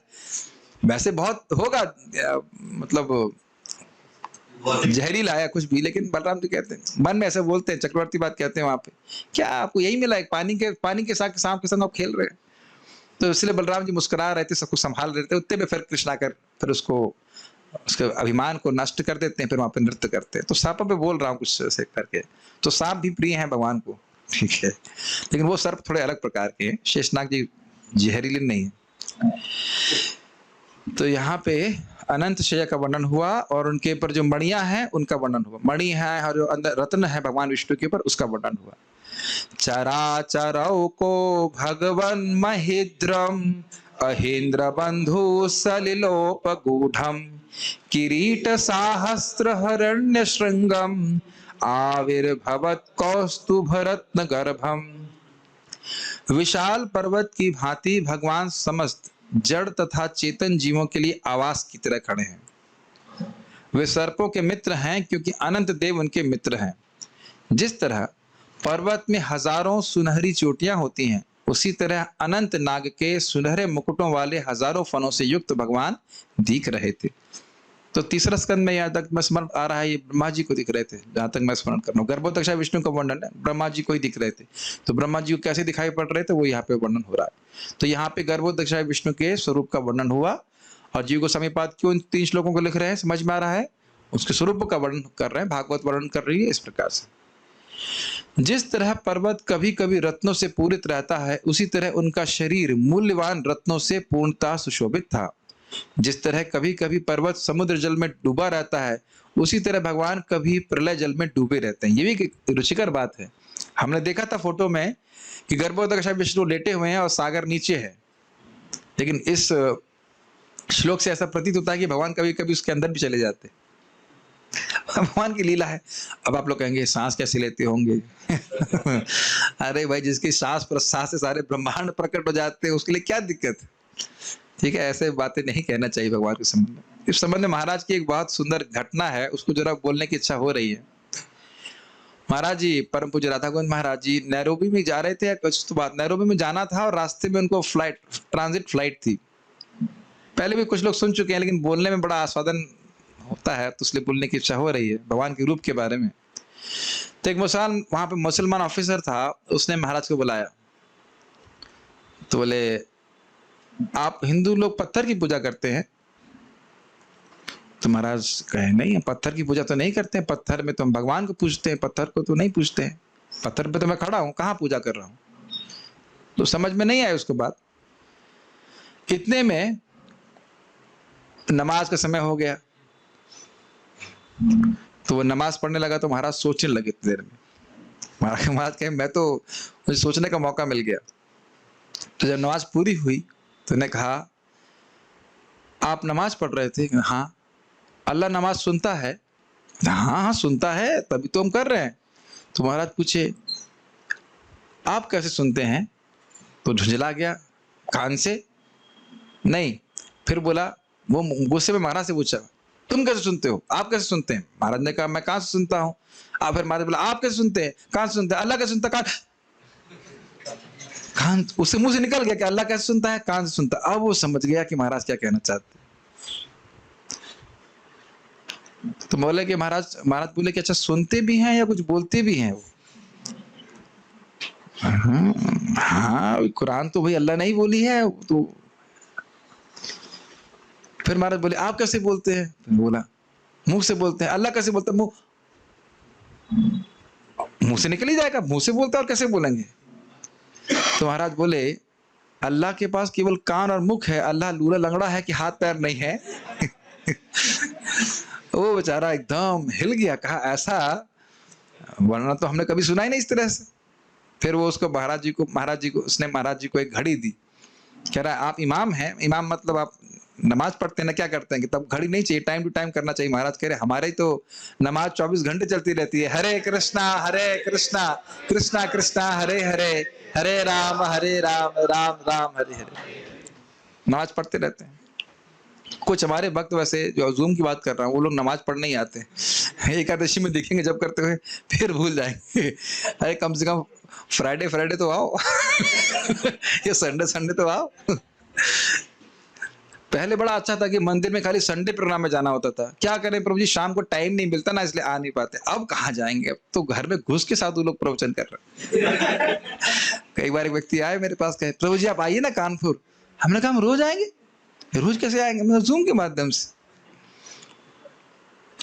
तो बड़ा अच्छा, मैं बहुत खुश हूँ इस प्रकार से। देखिए कितना भाग्य है कि हम जीव गोस्वामी पाद की टीका, चक्रवर्ती पाद की टीका सभी भक्तों के सामने उपलब्ध करा पा रहे हैं। मुझे बहुत प्रसन्नता होती। ठीक है, अब ये एक और 9वें स्कंद से आ रहा है। सहस्त्रशिर सह पुंसो नाभिहृद सरोरुहात् जातस्यासीत् सुतो धातुर अत्रि पितृ समो गुणैः। भगवान विष्णु, गर्भोदकशाय विष्णु सहस्त्र शीर्ष पुरुष भी कहलाते हैं। अब आप देखिए यहाँ क्या व्याख्या करने के लिए पकड़ रहे हैं बात को, कि भगवान के सहस्त्र मुख होते हैं। इसको यहाँ प्रमाणित कर रहे श्रीमद् भागवतम से। श्रीला जी गोस्वामी पाद ये समझा रहे हैं कि भागवतम के इस प्रसंग में, तीसरे स्कंद में 8वें अध्याय में गर्भोदकशाय विष्णु का वर्णन हुआ है। वो वर्णन आप मैच करा लो, वही वर्णन इस श्लोक में हो रहा है। हजारों भुजाएं, हजारों आंख, इत्यादि इत्यादि। किसी और का वर्णन नहीं हो रहा है। यही गर्भोदकशाय विष्णु या महाविष्णु का ही वर्णन हो रहा है। ठीक, उनकी नाभि रूपी सरोवर से एक कमल निकला, जिससे ब्रह्मा जी उत्पन्न हुए। ब्रह्मा का पुत्र अत्रि अपने पिता के ही समान योग्य था। तो बस यह बात ये बोलने के लिए है कि भगवान के हजारों मुख हैं। और इस प्रकार का उनका रूप है। सारार्थ दर्शनी, जो भक्ति की परिपक्वता को प्राप्त हो चुके हैं वे ही इस रूप को देखने में समर्थ हैं। तो ये तो हम समझा चुके हैं, अदब्र चक्षुषा की बात हो रही है। अदब्र अर्थात अनअल्प, अल्प मतलब समझते हैं आप लोग, थोड़ा, अनअल्प मतलब जो थोड़ा ना हो, संकीर्ण विचार नहीं, संकीर्ण दृष्टि नहीं है, बहुत बड़ी दृष्टि हो गई, भगवत प्रेम से भरी हुई दृष्टि हो गई, इसलिए भगवान को देख पाते हैं। फिर अर्थ दे रहे हैं अदब्र का, अप्राकृत चक्षु जिनके हैं उनके द्वारा भगवान देखे जाते हैं। अप्राकृत मतलब समझते हैं, प्राकृत मतलब भौतिक, अप्राकृत मतलब अभौतिक दिव्य चक्षुओं के द्वारा भगवान देखे जाते हैं। जिनका टीवी ठीक हो गया है उनके टीवी में भगवान देखते हैं, हृदय रूपी टीवी में। ठीक, बाल प्रबोधिनी ये भी बड़े सुंदर विचार लेके प्रस्तुत कर रहे हैं। देखिए, परंतु पुरुषावतारों के अस्तित्व का क्या प्रमाण है और उनका विग्रह कैसा है? यदि यह अपेक्षा हो तो यह कह रहे हैं कि योगी जनों का प्रत्यक्ष अनुभव ही इनका प्रमाण है। अरे भाई ये क्यों रो रहा है? भाई भागवत हो रही, क्यों रो रहे हो तुम? साबिर हो रही है, ये तो बड़ा दिक्कत की बात है। उसको लोग घर में बंद करके आइए, बंद नहीं मतलब घर में इसको छोड़ के आइए, बंद नहीं करिए बच्चों। तो ये देखिए बहुत सुंदर बात है, क्या फ्लो, ये बहुत सुंदर लिंक ले रहे हैं। वो ये कह रहे हैं कि आपने पुरुषावतारों का वर्णन किया, लेकिन क्या किसी ने पुरुषावतारों को देखा है? तुम तो भावुक लोग हो, क्या इस प्रकार की बातें आपने सुनी है? कई बार आप भक्तों को जो भौतिकतावादी लोग हैं, किसने देखा है, किसने देखा है, क्योंकि वो सोचते हैं कि कोई एक ही व्यक्ति भगवान को देख सकता है, इसलिए ये भी नहीं बोलते हैं कि किन लोगों ने देखा है, कभी ये प्रश्न नहीं करते वो। प्राय वो बोलते हैं किसने देखा है, मतलब शायद हो सकता कोई एक व्यक्ति जो भगवान को देखे। तो इसलिए वो बोल रहे हैं कि मान लो ये अपेक्षा हो तो कहते योगी जनों का प्रत्यक्ष अनुभव इसका प्रमाण है। जो भगवान, योगी जन मतलब भगवान के जो भक्त हैं, वो बहुत सारे भक्त हैं जो भगवान को देखते हैं, एक नहीं है, बहुत सारे लोग हैं देखते हैं। भगवान का एक ही चेला है, भगवान के तो अनंत पार्षद है, सभी देखे रहना भगवान को। जैसे आप बृहद भागवतमृत पढ़ेंगे, कब पढ़ेंगे? जब मैं पढ़ाऊंगा। आप कब पढ़ाओगे? घबराइए मत, अनुवाद जैसे हो जाएगा तब पढ़ा दूंगा। तो वहां पे जब गोप कुमार वैकुंठ पहुंचते तो देखा सब लोग भाग रहे अपना विमान लेके, जैसे हम लोग भागते ना मंगल आरती के लिए, सभी लोग जाते हैं मंगल आरती के लिए, वैसे ही जो काम यहाँ कर रहे हैं वही वैकुंठ में करना है, गोलोक में करना, सब भाग रहे हैं कृष्ण का, विष्णु का दर्शन करने के लिए। और ऐसे ही गोलोक में लोग कृष्ण के लिए अपेक्षा कर रहे हैं, कृष्ण कब आएंगे, कृष्ण कब आएंगे। तो हम ट्रेनिंग ले रहे हैं भागने की, किसकी तरफ? कृष्ण की तरफ। ओके, तो ये उनका प्रमाण है, भक्तों ने देखा है और उन्हें वर्णन किया कि भगवान ऐसे होते हैं। जैसे कि पहले योगी जन जिनका वर्णन हम सुन रहे हैं, कौन से हैं? ब्रह्मा जी। जो 30 श्लोक सुने हमने तीसरे स्कंद से, वह तो ब्रह्मा जी का अनुभव है, भगवान इस प्रकार के हैं। तपस्या की, भक्ति की, तो भगवान ने अपने स्वरूप का स्वरूप को प्रकाशित उनके सामने कर दिया। अदब्र की व्याख्या कर रहे हैं। अदब्र अर्थात योग के अभ्यास के द्वारा सिद्ध हुए दिव्य चक्षुओं से भक्ति करके। अब ये पूरा प्रोसेस बता रहे कैसे हमको वो दिव्य चक्षु प्राप्त होंगे। ये जप करके, भगवान के बारे में श्रवण करके, पश्यन्ति आत्मनि चात्मानम भक्त्या श्रुत ग्रहीतया, सुन की जो भक्ति हमने शास्त्र से सुना, उसको ग्रहण किया, उसका अभ्यास किया, उससे भगवत प्रेम प्राप्त होता है। तो पश्यन्ति, वहां भी पश्यन्ति, बहुत सारे लोग देखते हैं, पश्यन्ति आत्मनि चात्मानम, अपने में ही भगवान को देख पाते हैं। ठीक है, अतः अर्थात इस पुरुष रूप को देखते हैं, गर्भोदक्ष विष्णु या क्षीरोदक्ष विष्णु। उस रूप की विशेषता कह रहे हैं सहस्त्रम, अर्थात जिनके अपरिमित चरण आदि हैं और वे सब अद्भुत हैं। अभी देखिए, अपरिमित का अर्थ क्या होता है समझते हैं? अपरिमित मतलब जिसकी कोई सीमा नहीं है। तो सहस्त्र शब्द से ये मत सोच लीजिएगा कि केवल 1000 है, समझ रहे हैं? सहस्त्र शब्द एक अंदाज देने के लिए है, अंदाज मतलब अनुमान कर देने के लिए है कि भगवान के बहुत सारे मुख हैं। अभी तो कहने का अर्थ है कि भगवान के असीमित मुख हैं, अपरिमित मुख हैं, ये कहना चाहते हैं। उनके सहस्त्र सिर आदि हैं और वो सहस्त्रों माला आदि से शोभायमान होते हैं। हाँ, फिर मैं रिपीट करूंगा, अद्भुत है मतलब देखने में बहुत सुंदर लग रहे हैं। अब वो धारणा नहीं करनी चाहिए कि किसी के इतने सारे मुख होंगे तो कितना खराब लगेगा वो देखने में। तात्पर्य, हम अब एक छोटा सा एग्जांपल सोचिए। महाराज बोलते हैं कि भाई इस जगत में लोग बाल रख करके सुंदर लगते हैं, ठीक, और भक्त लोग बाल हटाकर अच्छे लगते हैं, है कि नहीं? लगी डांट पड़ती, क्या है तुम जंगली की तरह घूम रहे हो बड़े बड़े बाल लेकर के। भक्तों को डांट पड़ती है ना, कोई ब्रह्मचारी हो बड़े थोड़े बाल कर देता है, क्या कर रखा है तुमने, हिप्पी बनना चाहते हो? और जब तुम शेव करके एकदम, जब प्रीचिंग के लिए जाएंगे तो स्पेशली शेव करके जाते हैं। बाहर की दुनिया में किसी को इंप्रेस करना हो तो बाल बना के जाते हैं, बाल बनाते हैं ना, ऐसे ऐसे ऐसे करते हैं। और यहाँ भी हम लोग बाल बना के जाते हैं, बाल रिमूव करके जाते हैं, अरे भाई प्रीचिंग करना जाना, शेव करना है, ऐसे करके। मैं खाली बोल रहा हूँ कि जो हमारे रूप की धारणा है, सुंदरता की धारणा है, वो एक ही विशेष प्रकार से चलती है, लेकिन आध्यात्मिक जगत में वो जो रूप की धारणा वो अलग हो जाएगी। 1000 मुखों की तो बड़े अजीब से लगते होंगे देखने में, संभालते कैसे होंगे अपने, कि नहीं? तो शिव जी भी सुंदर लगते हैं कि नहीं? ब्रह्मा जी भी सुंदर लगते हैं, 4 मुख वाले हैं। तो भगवान भी सुंदर लगते हैं, वो भगवान को आप जब देखेंगे तो समझ में आएगा। अच्छा, एक प्रमाण मैं और देना चाह रहा हूँ। वो चैप्टर कौन सा है जरा बताइए? 10th कैंटो में जब भगवान कृष्ण अर्जुन को लेके जाते हैं, 87 है कि 88 है 89, जरा देखिए एक बार।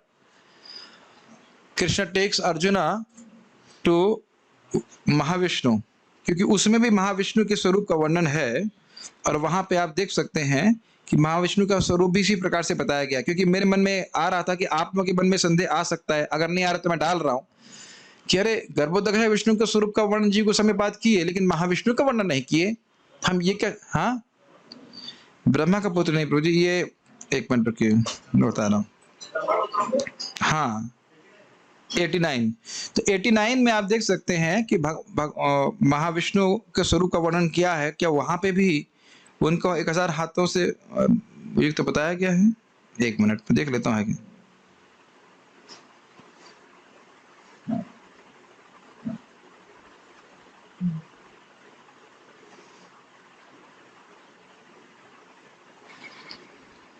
तो वहां भी उनके स्वरूप का वर्णन है, बहुत डिटेल वर्णन नहीं दिया गया है, लेकिन वहां पे बताया गया है बाउंडलेस फॉर्म। यहाँ पे बताया गया था अनंतम, अनंत रूप के बारे में बता रहे हैं, तो वही आप ग्रहण कर सकते हैं, उनके अनंत मुख हैं।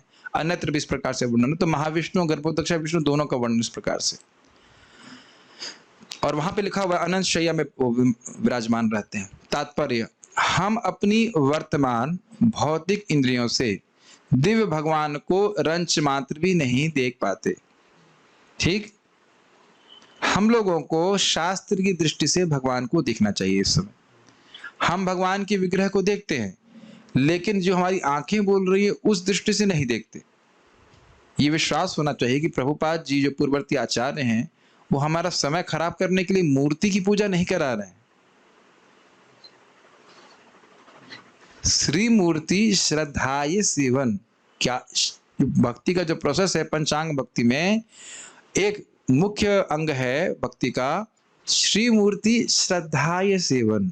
बहुत ध्यान पूर्वक एक बात को पकड़ना होगा। भगवान का विग्रह है, लेकिन वह भगवान से अभिन्न है, इस दृष्टि से सेवा करें।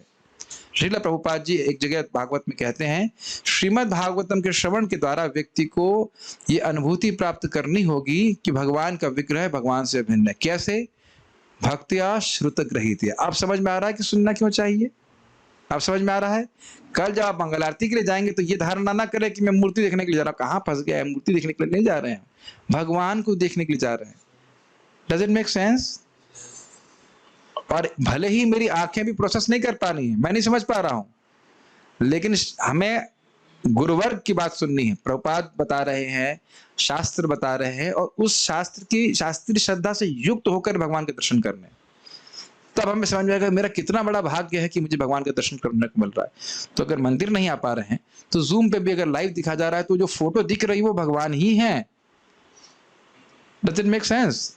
तुलसी जी एक पेड़ मात्र नहीं है, वो स्वयं भगवान श्री कृष्ण की पार्षदा हैं। वृंदा देवी की विस्तार है यहाँ पे। तवैव तुलसी तवैव मूर्ति तुलसी निर्लोके वृंदे नमस्ते चरणार विंदम। चक्रवर्ती पाद लिखते हैं, वृंदे देवी जो इस वृंदावन क्या कह सकते हैं, वृंदावन के देवी हैं, जो सारी लीला संपन्न करती हैं, राधा कृष्ण की, उनकी ही मूर्ति है तुलसी देवी। तवैव, तव इव नहीं, तवैव एव, तव एव, आपकी ही मूर्ति है इस जगत में। तवैव मूर्ति तुलसी नृलोके, इस जगत में वृंदा देवी की ही मूर्ति है तुलसी देवी। ये वृंदा देवी ही है, ये पौधा नहीं है। इसीलिए जो तुलसी देवी को सामने रख करके जप करता है उसको अनंत गुना लाभ मिलता है। लेकिन हमारे बेस में तुलसी देवी है ही नहीं। अरे प्रभु जी, आज तो नहीं डांटते, कम से कम आज एकादशी फास्टिंग कर रहे हैं हम लोग।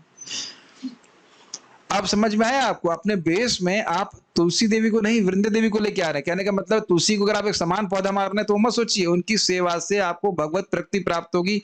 आप सोचिए, आप अगर तुलसी देवी पे फिस होता है ना स्प्रे मारते हैं तो आप जन्म मृत्यु के चक्र से मुक्त हो जाओ। मैं रोज भूल जाता हूँ, श्लोक हमारे पास सामने रखा रहता है, लिख नहीं ला पा रहे। मैं खाली बोल रहा हूँ इस बात पे कि अपने चर्म चक्षुओं से हम कभी इंफॉर्मेशन नहीं ले सकते। नहीं तो क्या करेंगे, तुलसी के पत्ते तोड़ करके चाय बनाएंगे और फिर नरक जाएंगे। फिर हमारी चाय वहां चाय में पका जाएगी। ये तुलसी जी कहते ये ले चाय, तेरी चाय बनाई जाएगी। आप तुलसी जी को भगवान विष्णु को अर्पित करके ग्रहण करना चाहिए। मैं खाली इतना बोलना चाहता हूँ, उदाहरण सब क्यों दिए गए तुलसी जी के संबंध में, वैष्णव के संबंध में, वैष्णव गुरु के संबंध में, भगवान के संबंध में। ये जो कुछ भी है यह सब हमको भौतिक दृष्टि से नहीं अपितु शास्त्र दृष्टि से देखना चाहिए। नहीं तो लोग क्या करेंगे, एक पुजारी था, वो शालिग्राम से अखरोट तोड़ता था। ये कथा बताते हैं श्रील भक्ति सिद्धांत ठाकुर जी की, एक पुजारी, उसको विश्वास नहीं था कि शालिग्राम भगवान है, तो शालिग्राम था ये काफी काम की चीज है, इससे मैं अखरोट तोड़ूंगा। मतलब विग्रह की पूजा कर रहा है ताकि उसे कुछ धन प्राप्त हो जाए। ये तो इसका कहानी का परपट था, लेकिन पॉइंट ये, शास्त्र नहीं सुनेगा तो इस प्रकार की बात रहेगी। मैं इसी बात बोल रहा हूं कि भौतिक इंद्रियों से देख नहीं सकते, माया मुग्ध जीव नहीं स्वतः कृष्ण ज्ञान, कृष्ण कृपाय कैला, जीवे कृपा कैला कृष्ण वेद पुराण। माया से मुग्ध जीव को कुछ समझ में नहीं आता कि भगवान कौन है, इसलिए शास्त्र भगवान रचना किए ताकि वो समझ सके। भाव स्तर पे मालूम चलेगा, तो भाव स्तर पे पहुंचेंगे कैसे? भाव स्तर पे अनुभूति होगी कि इस भगवान का धाम कैसे भगवान से अभिन्न है, नाम कैसे अभिन्न है, विग्रह कैसे अनुभव अभिन्न है, तो पहुंचोगे कैसे? भक्त्या श्रुत ग्रहीतया, सुन करके। ठीक, हमारी वर्तमान इंद्रियों को भक्तिमय सेवा की प्रक्रिया द्वारा ठीक करने की आवश्यकता है, तभी भगवान स्वयं हमें दर्शन देते हैं। तपस्या करने की आवश्यकता है, तभी भगवान दर्शन देंगे। अब आप देखिए, हमारे बहुत सारे भक्त लोग परेशान रहते हैं, घर वाले बोलते हैं तुम लोग कुछ कर ही नहीं रहे हो, क्या ये हरे कृष्णा कर रहे हो, उससे क्या हो जाएगा? आप आश्चर्य मत करिए, अगर आप भक्त नहीं होते और मान लीजिए कोई लड़की है, उसका भाई ऐसा बोल रहा है तो आपको गुस्सा लगेगा, लेकिन अगर आपका भाई जब कर रहा होता और आप भक्त नहीं होती तो आप भी यही बोलती। नहीं समझ में आ रहा है? लगता है किसी बाबे के चक्कर में पड़ गए हैं, बाबे ने दिमाग खराब कर दिया। मेरी बात ग्रहण कर रहे हैं, उन्हें दिखेगा नहीं, समझ ही नहीं आएगा। जब वह जप करेंगे, प्रसाद खाएंगे, तब जाके बुद्धि ठीक होगी। नहीं तो ये बोलेंगे बाबे लोग के चक्कर में पड़ गए, फंस गए। उनके प्रति को नेगेटिव भावना मत रखिए। इसीलिए जब हम अपनी वर्तमान इंद्रियों को भक्तिमय सेवा की प्रक्रिया द्वारा ठीक करते हैं, तब भगवान धीरे धीरे अपने आप को प्रकट करते हैं। अतः श्री कृष्ण नामादि न भवेद ग्राह्यम इंद्रिय सेवोन्मुख ही जीवदौ स्वयं स्फुरतः। भौतिक इंद्रियों से भगवान को समझ नहीं सकते। बड़ा इंटरेस्टिंग है, बहुत ध्यान पूर्वक कान खोल के सुनिए। भौतिक इंद्रियों से, मन से भगवान को नहीं समझ सकते, लेकिन इन इंद्रियों के द्वारा जब भगवान की सेवा करते हैं तो भगवान अपने आप को प्रकट कर देते हैं। कुछ अजीब सी बात लग रही है ना? हम भगवान को अपनी इंद्रियों से नहीं पकड़ सकते, लेकिन जब हमारी सेवा करने की इच्छा होती है तो भगवान हमारी इंद्रियों में आ जाते हैं। क्या कहना चाहते हैं? भगवान को मैं नहीं पकड़ सकता हूं, तो क्या भगवान मेरे को नहीं पकड़ सकते? आप खेलोगे ना एक गेम पकड़ा पकड़ी का, तो जो स्लो आदमी है वो तेज भागने वाले को नहीं पकड़ सकता है, लेकिन तेज भागने वाला स्लो वाले को पकड़ लेगा ना। कोई कठिनाई तो नहीं है समझने में। तो जब मैं सोचता हूं, मैं इच्छा करता हूं कि कृष्ण का नाम मेरे मुख पे आए, इसे कहते हैं सेवोन्मुखता, यानी कि मैं अपनी वाणी के द्वारा भगवान की सेवा करूं। तब क्या होता है? हरे कृष्णा कृष्णा कृष्णा हरे हरे, हरे राम राम राम हरे हरे। अब उसके लिए बहुत समय नहीं हमारे पास व्याख्या करने के लिए। ये हरे कृष्ण मंत्र परावाक है, जो शब्द है उसके भी 4 प्रकार के लेवल्स होते हैं। तो ये शुद्ध वाक्य है, शुद्ध ध्वनि है, हरे कृष्णा, ओम, ये सब कुछ। तो जब हम अपनी इंद्रियों में, जो हमारी इंद्रियां हैं, हम चाहते हैं कि हम उससे भगवान की सेवा करें, तो भगवान प्रकट होते हैं। तो इसलिए ये नहीं सोचना चाहिए और कभी भी ये नहीं स्वीकार करना चाहिए कि ये कोई भौतिक वाइब्रेशन है, ये नाम के प्रति अपराध है। उसी प्रकार से हम भगवान को क्या भी देख सकते हैं? नहीं देख सकते। तो भगवान अपने चित्र के रूप में या भगवान अपने विग्रह के रूप में जो मंदिर में होता है, वह उसमें अवतरित होते हैं ताकि हम उनको अपनी इन इंद्रियों के द्वारा देख सकें और हमारे हृदय की गंदगी साफ हो सके, ताकि हम भगवान को फिर दिव्य रूप में देखने के भी समर्थ हो सकेंगे। तो समझ में आता होगा, मैं समझ रहा हूं लगता है। भगवत गीता में पुष्टि की गई है कि शुद्ध भक्तिमय सेवा द्वारा ही दिव्य रूप भगवान के दर्शन किए जा सकते हैं। अब आप ये देखिए, जीव गोस्वामी जी की टीका से आप पढ़े कि नहीं पढ़े? अभी 8.22 है ना, भक्त्या तो अनन्या, अनन्य भक्ति के द्वारा ही आप भगवान को देख सकते हो। भक्ति ही भगवान के पास ले जाने वाली है, भक्ति ही भगवान का दर्शन कराने वाली है। पढ़ा था ना अभी। इस तरह वेदों में भी पुष्टि हुई है कि केवल भक्ति ही मनुष्य को भगवान की ओर ले जा सकती है और केवल भक्ति से भगवान प्रकट होते हैं। अब ये ग्रहण कर रहे हैं कि जीव गोस्वामी की टीका प्रभुपाद जी रख रहे हैं। यही प्रभुपाद जी का सबसे सुंदर गुण है कि पूर्ववर्ती आचार्यों की बात को कभी क्रॉस नहीं करते, सब रख देते हैं उसमें। तो ये इसलिए हम आचार्यों की टीका पढ़ रहे हैं ताकि समझ में आए कि प्रभुपाद जी क्यों इस बात को कह रहे हैं। भक्ति रेव नयति, भक्ति रेव एनम पश्यति शब्द था, पश्यति। ब्रह्म संहिता में भी कहा गया है कि भगवान सदैव उन भक्तों को देखते हैं जिनकी आंखों में भक्ति रूपी अंजन लगा रहता है। श्लोक सब जानते हैं। प्रेमांजन छुरित भक्ति विलोचनेना संतः सदैव हृदयेषु विलोकयन्ति यम श्याम सुंदरम अचिंत गुण स्वरूपम गोविंदमादि पुरुषम तमहम भजामि। तो ब्रह्मा जी यहाँ पे कह रहे हैं, प्रेमांजन छुरित भक्ति विलोचनेना, कि प्रेम के अंजन रूपी भक्ति के प्रेम भक्ति रूपी अंजन से जिनकी आंखें छुरित है, लेपित हैं, वह व्यक्ति, वह भक्त संत सदैव हृदयेषु विलोकयन्ति। यहां भी बहुवचन, विलोकयन्ति बहुत अच्छे से देखते हैं। लोकयन्ति मतलब देखते हैं और विलोकयन्ति मतलब बहुत अच्छे से देखते हैं। कब तक देखते हैं? सदैव, हमेशा ही दिखते हैं भगवान, कभी हृदय से जाते ही नहीं है। यही भागवत में भी आप सुनने वाले हैं, एक बार हृदय शुद्ध हो गया तो भगवान कभी जाते ही नहीं है। जैसे कोई पथिक बहुत दूर से थक करके आया हो तो घर में बहुत आप सुख अनुभव करता है। जैसे आप जाते थे ना, आप बता रहे थे 70 किलोमीटर, हमारे रघुपति प्रभु बता रहे थे कि जब वो गृहस्थ आश्रम में थे, मतलब अब तो वानप्रस्थ में, जब वो पहले गृहस्थ आश्रम में तो कितना 70 किलोमीटर जाते थे ना, 70 किलोमीटर जाना, फिर 70 किलोमीटर आना, फिर घर में माता जी खाना बहुत अच्छा बनाती तो कम से कम घर में आके ये अच्छा लगता है, खाना अच्छा मिलता गया है कि नहीं? हाँ भाई ठीक है कि नहीं?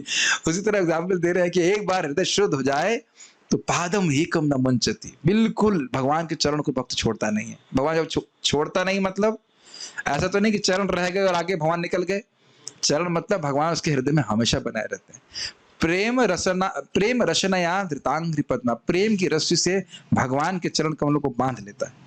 याद आ रहा था ना, हमने जब दूसरा श्लोक की व्याख्या कर रहे थे कि भगवान के श्रीमद् भागवतम को श्रवण करने की इच्छा मात्र से, श्रवण करना बाकी की बात है, केवल इच्छा आ गई कि भागवत सुनूंगा तो भगवत प्रेम जागृत होने लगता है। कितना गंभीर फायदा है, गंभीर मीन्स बहुत अधिक फायदा है। तो यही बात बोल रहे हैं, कैसे प्रेम बढ़ेगा? भागवत श्रवण करके, जप करके, भक्ति करके, ठीक है ना? तो जिस प्रकार का अंजन लग जाता है तो कैसे दिखते हैं? यम श्याम सुंदरम अचिंत गुण स्वरूपम, उन श्याम सुंदर को देखते हैं जिनके गुण और स्वरूप कैसे? अचिंत हैं गुण स्वरूप अचिंत। अभी प्रपात बोल रहे थे ना कि प्राकृत गुण बुद्धि के द्वारा आप नहीं समझ सकते, लेकिन संत लोग जो क्या है वो सदैव ही देखते हैं। तो मतलब उनकी बुद्धि शुद्ध हुई कि नहीं, आध्यात्मिक हुई कि नहीं, अदब्र चक्षुषा हुआ कि नहीं, इसलिए सदैव देखते हैं। उल्लू को सूर्य कभी नहीं दिखता है और जिसकी आंखें हैं उसको सूर्य हमेशा दिखाई पड़ रहा है। अच्छा चलिए, हम लोग को कभी कभी नहीं भी दिखाई पड़ता, लेकिन जो सूर्य लोक में रहते हैं उनको, उनके लिए भी रात्रि है, उनके लिए भी रात्रि है। कर्णामित प्रभु, उनके लिए तो कोई रात्रि रही है ना। तो जब आप भगवान के प्रेम प्राप्त कर लेंगे तो कहीं भगवान आपसे ओझल नहीं होने वाले। क्या है भगवद गीता का एक सुंदर श्लोक, जो मुझे हर जगह देखता है, यो माम पश्यति सर्वत्र सर्वम माम सर्वम च मयि पश्यति सच में न तस्य हम न प्रणश्यामि सच में न प्रणश्यति। जो मुझे सब जगह देखता है और सभी को मुझ में देखता है, उसके लिए मैं कभी ओझल नहीं होता और वह भी मेरे लिए कभी ओझल नहीं होता। ओझल मतलब दृष्टि के आगे से हटता नहीं। ये सब भगवत प्रेम की स्थिति है। अतएव हमें भगवान के दिव्य रूप की जानकारी ऐसे व्यक्तियों से प्राप्त करनी होती है जिन्होंने भक्ति के अंजन से रंजित आंखों से उनका दर्शन किया। ये बहुत सुंदर बात है। भाई मैंने दर्शन नहीं किया है, लेकिन ब्रह्मा जी ने किया है कि नहीं? ब्रह्मा जी जब ब्रह्म संहिता बोल रहे हैं तो उनके लिए तो किताब लिखने को आया नहीं, वह तो अपनी अनुभूति बोल रहे हैं। तो इसी संबंध में श्रील प्रभुपाद जी से एक व्यक्ति बहस कर रहा था, ये आप भगवान के बारे में बता सकते हैं? तो प्रभुपाद ने तुरंत ब्रह्म संहिता से कोट किया, वेणुम क्वडंतम अरविंद दलायताक्षम। तो ये तो आप ब्रह्म संहिता से बोल रहे हैं। तो प्रभुपाद जी बोले कि क्या न्यूज़पेपर से बोलूं, अखबार से बोलूं? अखबार में वर्णन है भगवान का, शास्त्र से सुनना पड़ेगा। आज हम शास्त्र से सुन रहे हैं। ज्ञातुम दृष्टुम च तत्वेना प्रवष्टुम च परंतुपा। तत्व में भगवान को समझता है व्यक्ति, फिर एक दिन भगवान के धाम में प्रवेश करने की योग्यता प्राप्त करता है। ये सब चीजें हैं, बहुत गंभीर चीजें। तो शास्त्र से सुनना चाहिए भगवान कैसे दिखते हैं। इस और नहीं तो हमको कोई भी दिखा देगा यही यही भगवान है। एक इस बारे में बता रहा हूं आपको। वैसे मैं IIT कानपुर से पढ़ा हूं, तो कानपुर में ITI भी है। थोड़ा सा अंतर है ना, बहुत अंदर हो जाता है। IIT कानपुर टॉप कॉलेज है और ITI डिप्लोमा कॉलेज है। तो कुछ गांव के लड़कों को वो एडमिशन लेने आते हैं, उनको ये पता नहीं होता कि IIT में एंट्रेंस होता है। मैंने ऐसा सुना था।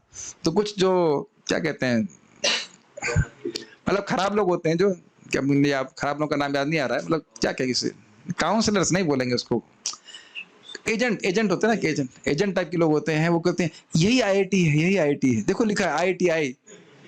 IIT की जगह IITI में एडमिशन करा के धोखा कर लेते हैं। ये होता है, मैंने सुना, देखा तो नहीं है।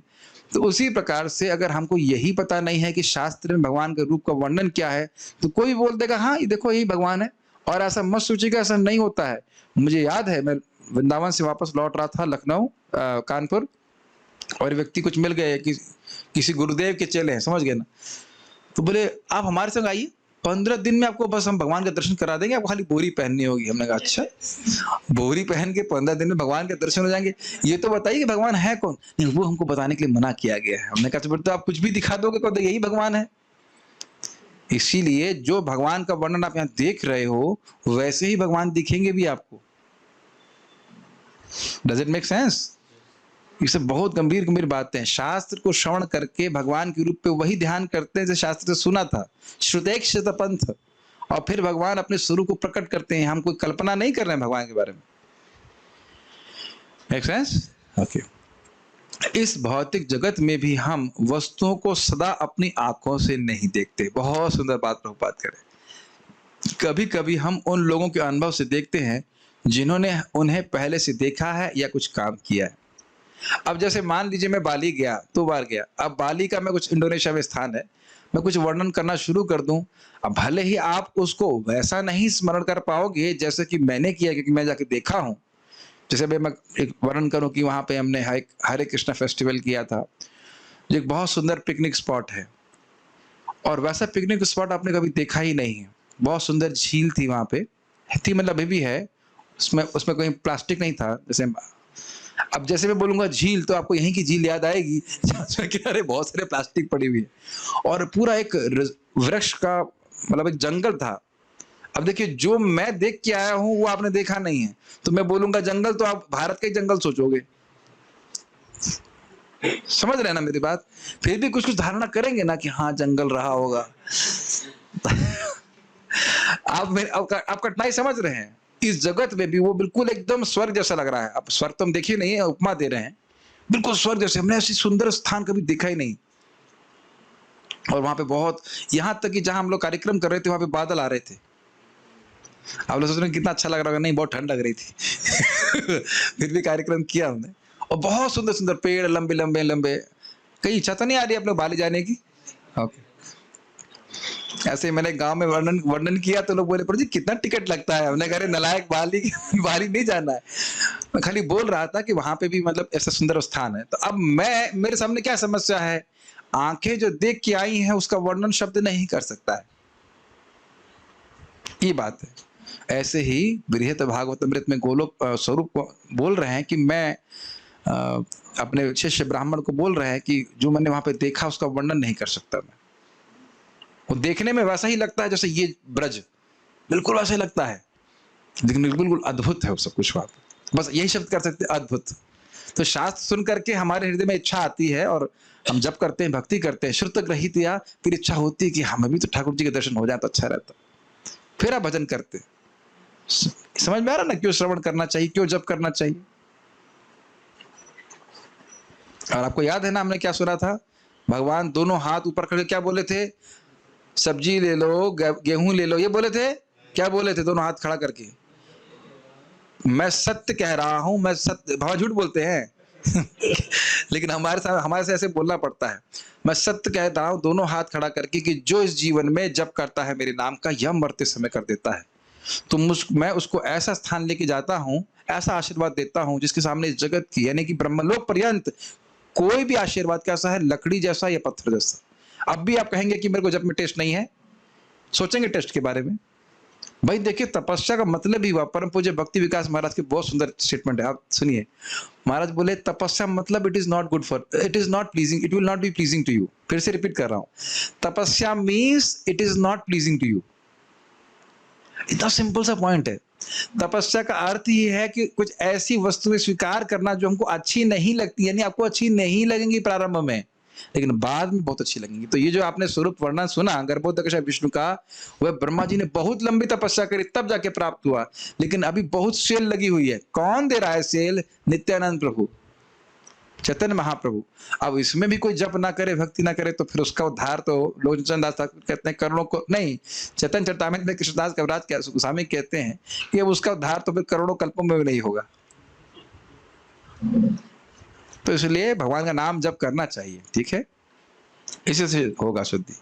जो लोग भी आज जप करके कुछ कुछ सुखी हैं, सुखी तो सब लोग हो, है कि नहीं? अगर आपने नहीं स्वीकार किया होता तब नहीं सुखी होते ना। और अब अगर आप स्वीकार करे रहे और नहीं छोड़ा तो आगे कितने सुखी होगे आप खुद भी कल्पना नहीं कर सकते, मैं वर्णन नहीं कर सकता, मुझे पता भी नहीं है।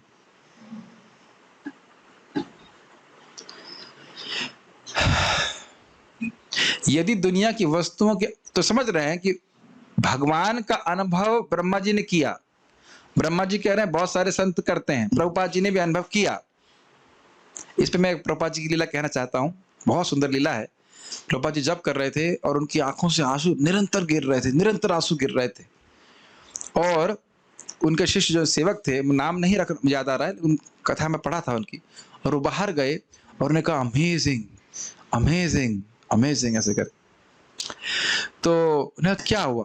तो बोले मैं अंदर जब बैठा हुआ था, प्रभुपाद जप कर रहे थे, प्रभुपाद की आंखों से लगातार अश्रु बह रहे थे। और फिर प्रभुपाद ने आंख खोली, बोला कि जो तुमने लीलाएं कृष्णा बुक में पढ़ी हैं और जो नहीं पढ़ी हैं वह सब तुमको हृदय में स्फुरित हो जाएंगी इस हरे कृष्ण मंत्र के द्वारा।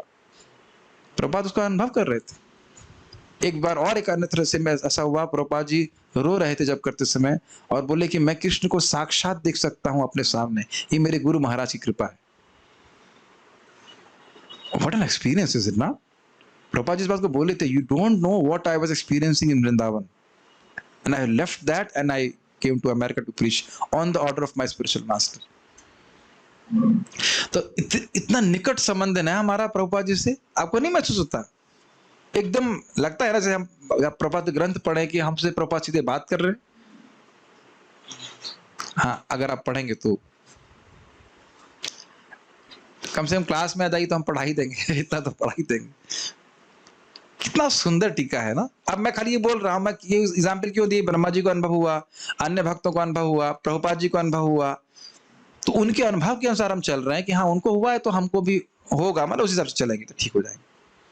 ठीक है, यदि दुनिया की वस्तुओं के अनुभव किए जाने की यह विधि है तो फिर दिव्य विषयों में यह पूरी तरह लागू होती है। ये बात तो हाँ समझ लीजिए। हाँ, एक मिनट, भाई जैसे आप, मैंने सुना है पंजाब में लोगों की अमेरिका जाने की बड़ी इच्छा है। क्यों? भैया गए थे तो छोटे भैया भी जाएंगे, तो छोटे भैया तो अमेरिका पहली बार जाएंगे, भैया वहां से फोन करते हैं। मैं गलत तो नहीं बोल रहा हूँ, पंजाब में है ना, सब मैंने सुना है ना? हाँ, कनाडा का, सॉरी अमेरिका नहीं, तो मतलब कि दूसरा स्वर्ग है, मतलब जो भी। तो तो कनाडा में जाने की इच्छा है, तो कनाडा में जाके कहाँ से फोन आया ना वहां से, अरे भाई बहुत बढ़िया स्थान है, आ जाओ। तो ये वाले भैया तो नहीं श्रवण ही किए है ना कनाडा के बारे में, फिर वो चालू करते हैं कनाडा कैसे पहुंचे, वीजा कैसे प्राप्त हो, इत्यादि इत्यादि, फिर पहुंच जाते हैं, फिर वो दूसरा फोन करते हैं, फिर तीसरे भैया को बुला लेते हैं। यही हो रहा है। तो यही तो कर रहे हैं भैया लोग। प्रभुपाद चले गए गोलोक वृंदावन, बाकी उन्होंने अपने ग्रंथ छोड़ दिए हुए हैं। हम लोग के हाँ हम पढ़ लेंगे, हाँ ये करना है, अपना वीजा देखना है, बस अब भगवान के पास पहुंच जाना है। और अद्भुत बात ये कि इस वीजा में कोई लाइन नहीं लगती, पता है? ये समझ रहे हैं?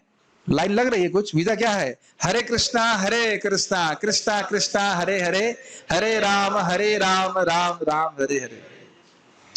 बात बहुत सुंदर है कि जब हम यहां से कहीं अमेरिका जाएंगे तो हमारा पैसा तो काम नहीं आने वाला, लेकिन वीजा हमारे साथ जाता है। उसी प्रकार से जो जगत पे हम पुण्य कर रहे हैं वही जन्मांतर हमारे काम आता है। तो भगवान के पास वापस जाने का वीजा यही हरे कृष्ण मंत्र है। ये टिकट जो है ये हरे कृष्ण मंत्र, ठीक है, भगवान के पास लेके जाएगा। अतएव केवल धैर्य तथा दृढ़ता से ही परम सत्य संबंधी दिव्य विषय तथा उनके विविध रूपों के संबंध में अनुभूति प्राप्त की जा सकती है। बहुत इंपॉर्टेंट बात है।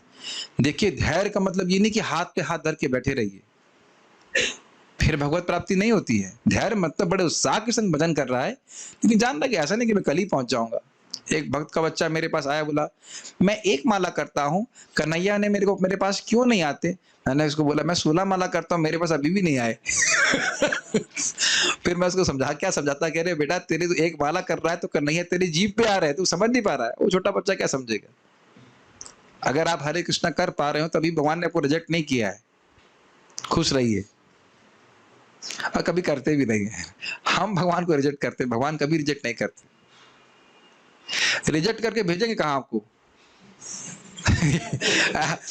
भाई मान लो कोई आप गुस्सा हो जाए, बच्चा गुस्सा हो जाए, निकल जाओ हमारे घर से, तो भगवान निकालेंगे कहां? सारा तो उन्हीं का घर है, कहां निकालेंगे बताइए? ये भी दिक्कत है। बस इस रूम से उस रूम, चलो वहां रूम में चले जाओ, बहुत परेशान कर रहे हो, चलो वहां चले जाओ, बस इतना है। प्रभुपाद बात को भी बोलते हैं, सारा जगत ही भगवान का स्थान है, भगवान का धाम है। नव दीक्षा, अब जैसे एक मिनट, एक बात मैं भक्तों को थोड़ा प्रेरणा देने के लिए कहना चाहता हूँ। कुछ लोग मेरे को बोले प्रभु जी नोएडा दिल्ली ये तो हेलिश है, नरकी है। मुझे देवी शक्ति माता जी ने जब वो बात बोली तो मैं हिल गया कि भगवान ने ये दो बातों को, दो वैष्णव ने बोला है। परम पूज्य राधा गोविंद महाराज बता रहे थे कि जो द्वारका की रानियां थी वो एक प्रार्थना करती थी, बड़ी विनोदपूर्ण प्रार्थना, अच्छा होता कि अर्जुन स्त्री होते। क्यों भाई? कहते हैं हमेशा तो ये दिल्ली में पड़े रहते हैं प्रभु जी मतलब भगवान कृष्ण जो भी।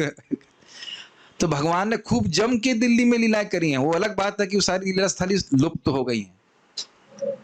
बलराम जी दिल्ली को खींचे थे ना अपने हाथों से, भूल गए हैं? तो आप दिल्ली को हेलिश क्यों कह रहे हो? वो हमारी मतलब क्या कहते हैं बुद्धि इस प्रकार की। ऑब्वियसली आपको बाजार में नहीं घूमना चाहिए था, घर में रह के भी भजन कर रहे हैं तो भगवान की लीला स्थली में ही कर रहे हैं। कभी सोचा इस तरह से दिल्ली के बारे में आपने? कभी नहीं सोचा ना। इसी दिल्ली को बलराम जी खींचे हैं ना अपने हाथ से, और भगवान तो वहां पे नित्य ही रहते थे, प्राय ही रहते थे। अर्जुन वहां रहते थे हस्तिनापुर में। तो ये है श्रवण करने का प्रभाव। श्रवण नहीं करेंगे तो लगे तो हेलिश है।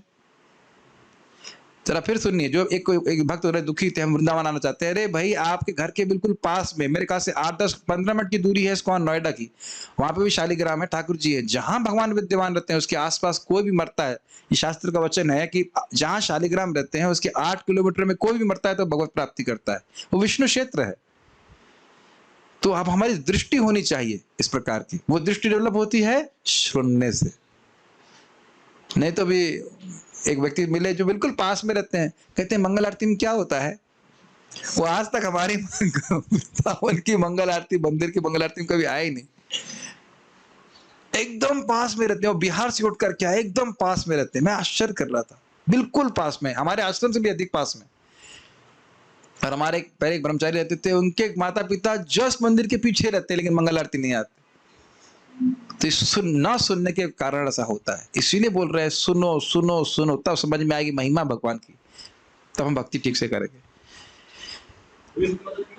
हाँ, वही वही बात बोल रही थी कि अगर आप सुन लेंगे तो आप स्थानों को देखेंगे। जैसे कह रहे हैं मैं यहाँ से दिल्ली जाती हूँ तो जितने स्थान देखते हैं, अच्छा ये यहाँ पे कृष्ण ने ये लीला करी, कृष्ण ने ये लीला करी, ये लीला ऐसे करके, ऐसे यहाँ शेष साई हैं, ऐसे ऐसे करके वो स्मरण करती रहती।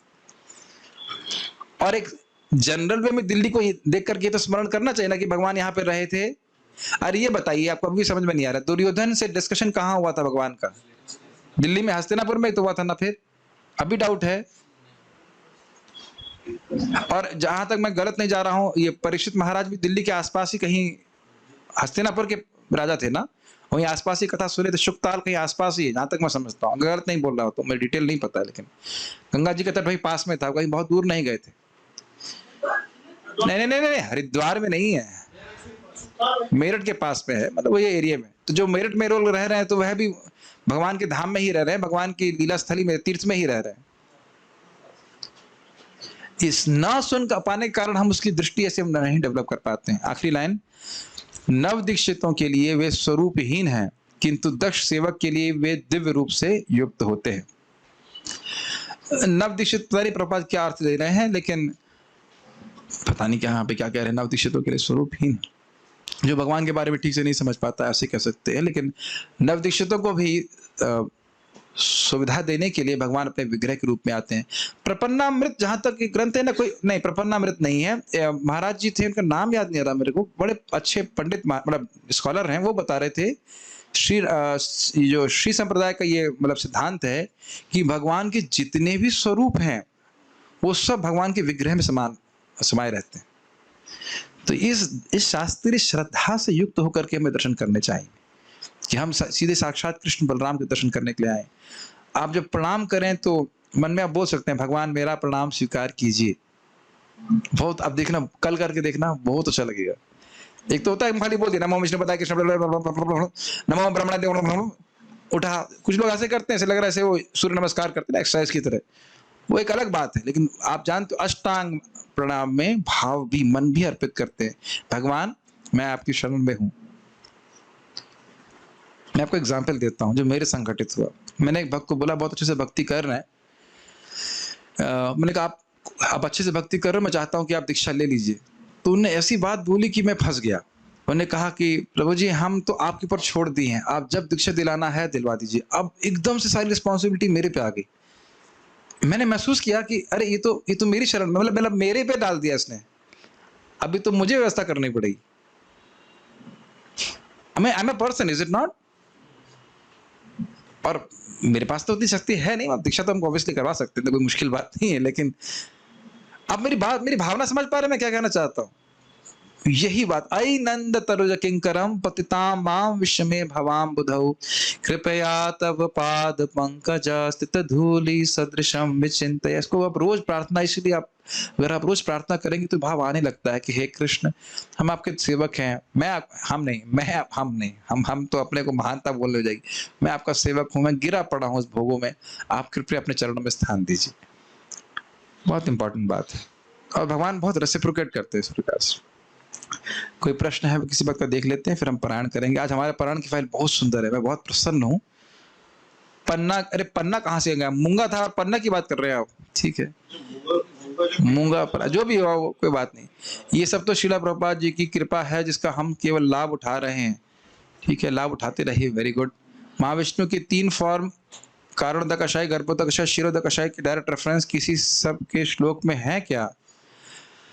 क्या आपने ब्रह्म संहिता नहीं सुना? ब्रह्म संहिता में तो महाविष्णु का वर्णन है, क्या कठिनाई है? जब हम कोई भौतिक वस्तु या व्यक्ति का नाम लेते हैं तो थोड़े समय बाद थक जाते हैं, लेकिन हरे कृष्ण में ऐसा नहीं होता, यही क्योंकि आध्यात्मिक है। Srila Prabhupada said in Ishopanishad first shloka lecture that if you want to see gold, then you should know something about gold. Otherwise, people will cheat you by giving a piece of iron. Similarly, if you want to see God, first you should know about God. बहुत सुंदर बात बोल रहे हैं। अच्छी बात है कि कुछ भी अगर पता ही नहीं कि सोना क्या है तो कुछ भी पकड़ा देगा सोना बोल करके। तो भगवान के बारे में ठीक ठीक पता होना चाहिए। As here it is mentioned that भगवान शेष के मुख से अग्नि is coming out, but Agni is among 5 material pancha tattvas. So can we say it is spiritual Agni, not material? I don't know. You ask him. प्रभु जी बहुत ठीक है, बहुत बढ़िया बात कही दिल्ली के बारे में, बहुत बढ़िया, ठीक है। हाँ, दिल्ली में रहिए, भजन कीजिए, कहीं पे भी भजन कर रहे हैं, जहां भी वह कृष्ण कथा हो रही है वह तीर्थ है, ठीक है। Also, which tattvas are light and electricity? Are they also material or spiritual? रोशनी और ये जो करंट है ये सब कुछ अग्नि में आ जाएगा। आध्यात्मिक जगत में जो तत्व होते हैं वह चिद शक्ति के विलास होते हैं, वह प्राकृतिक गुणों के द्वारा नहीं होते। अग्री, ठीक है। तो यहाँ पे रह गया, मतलब रुकते हैं।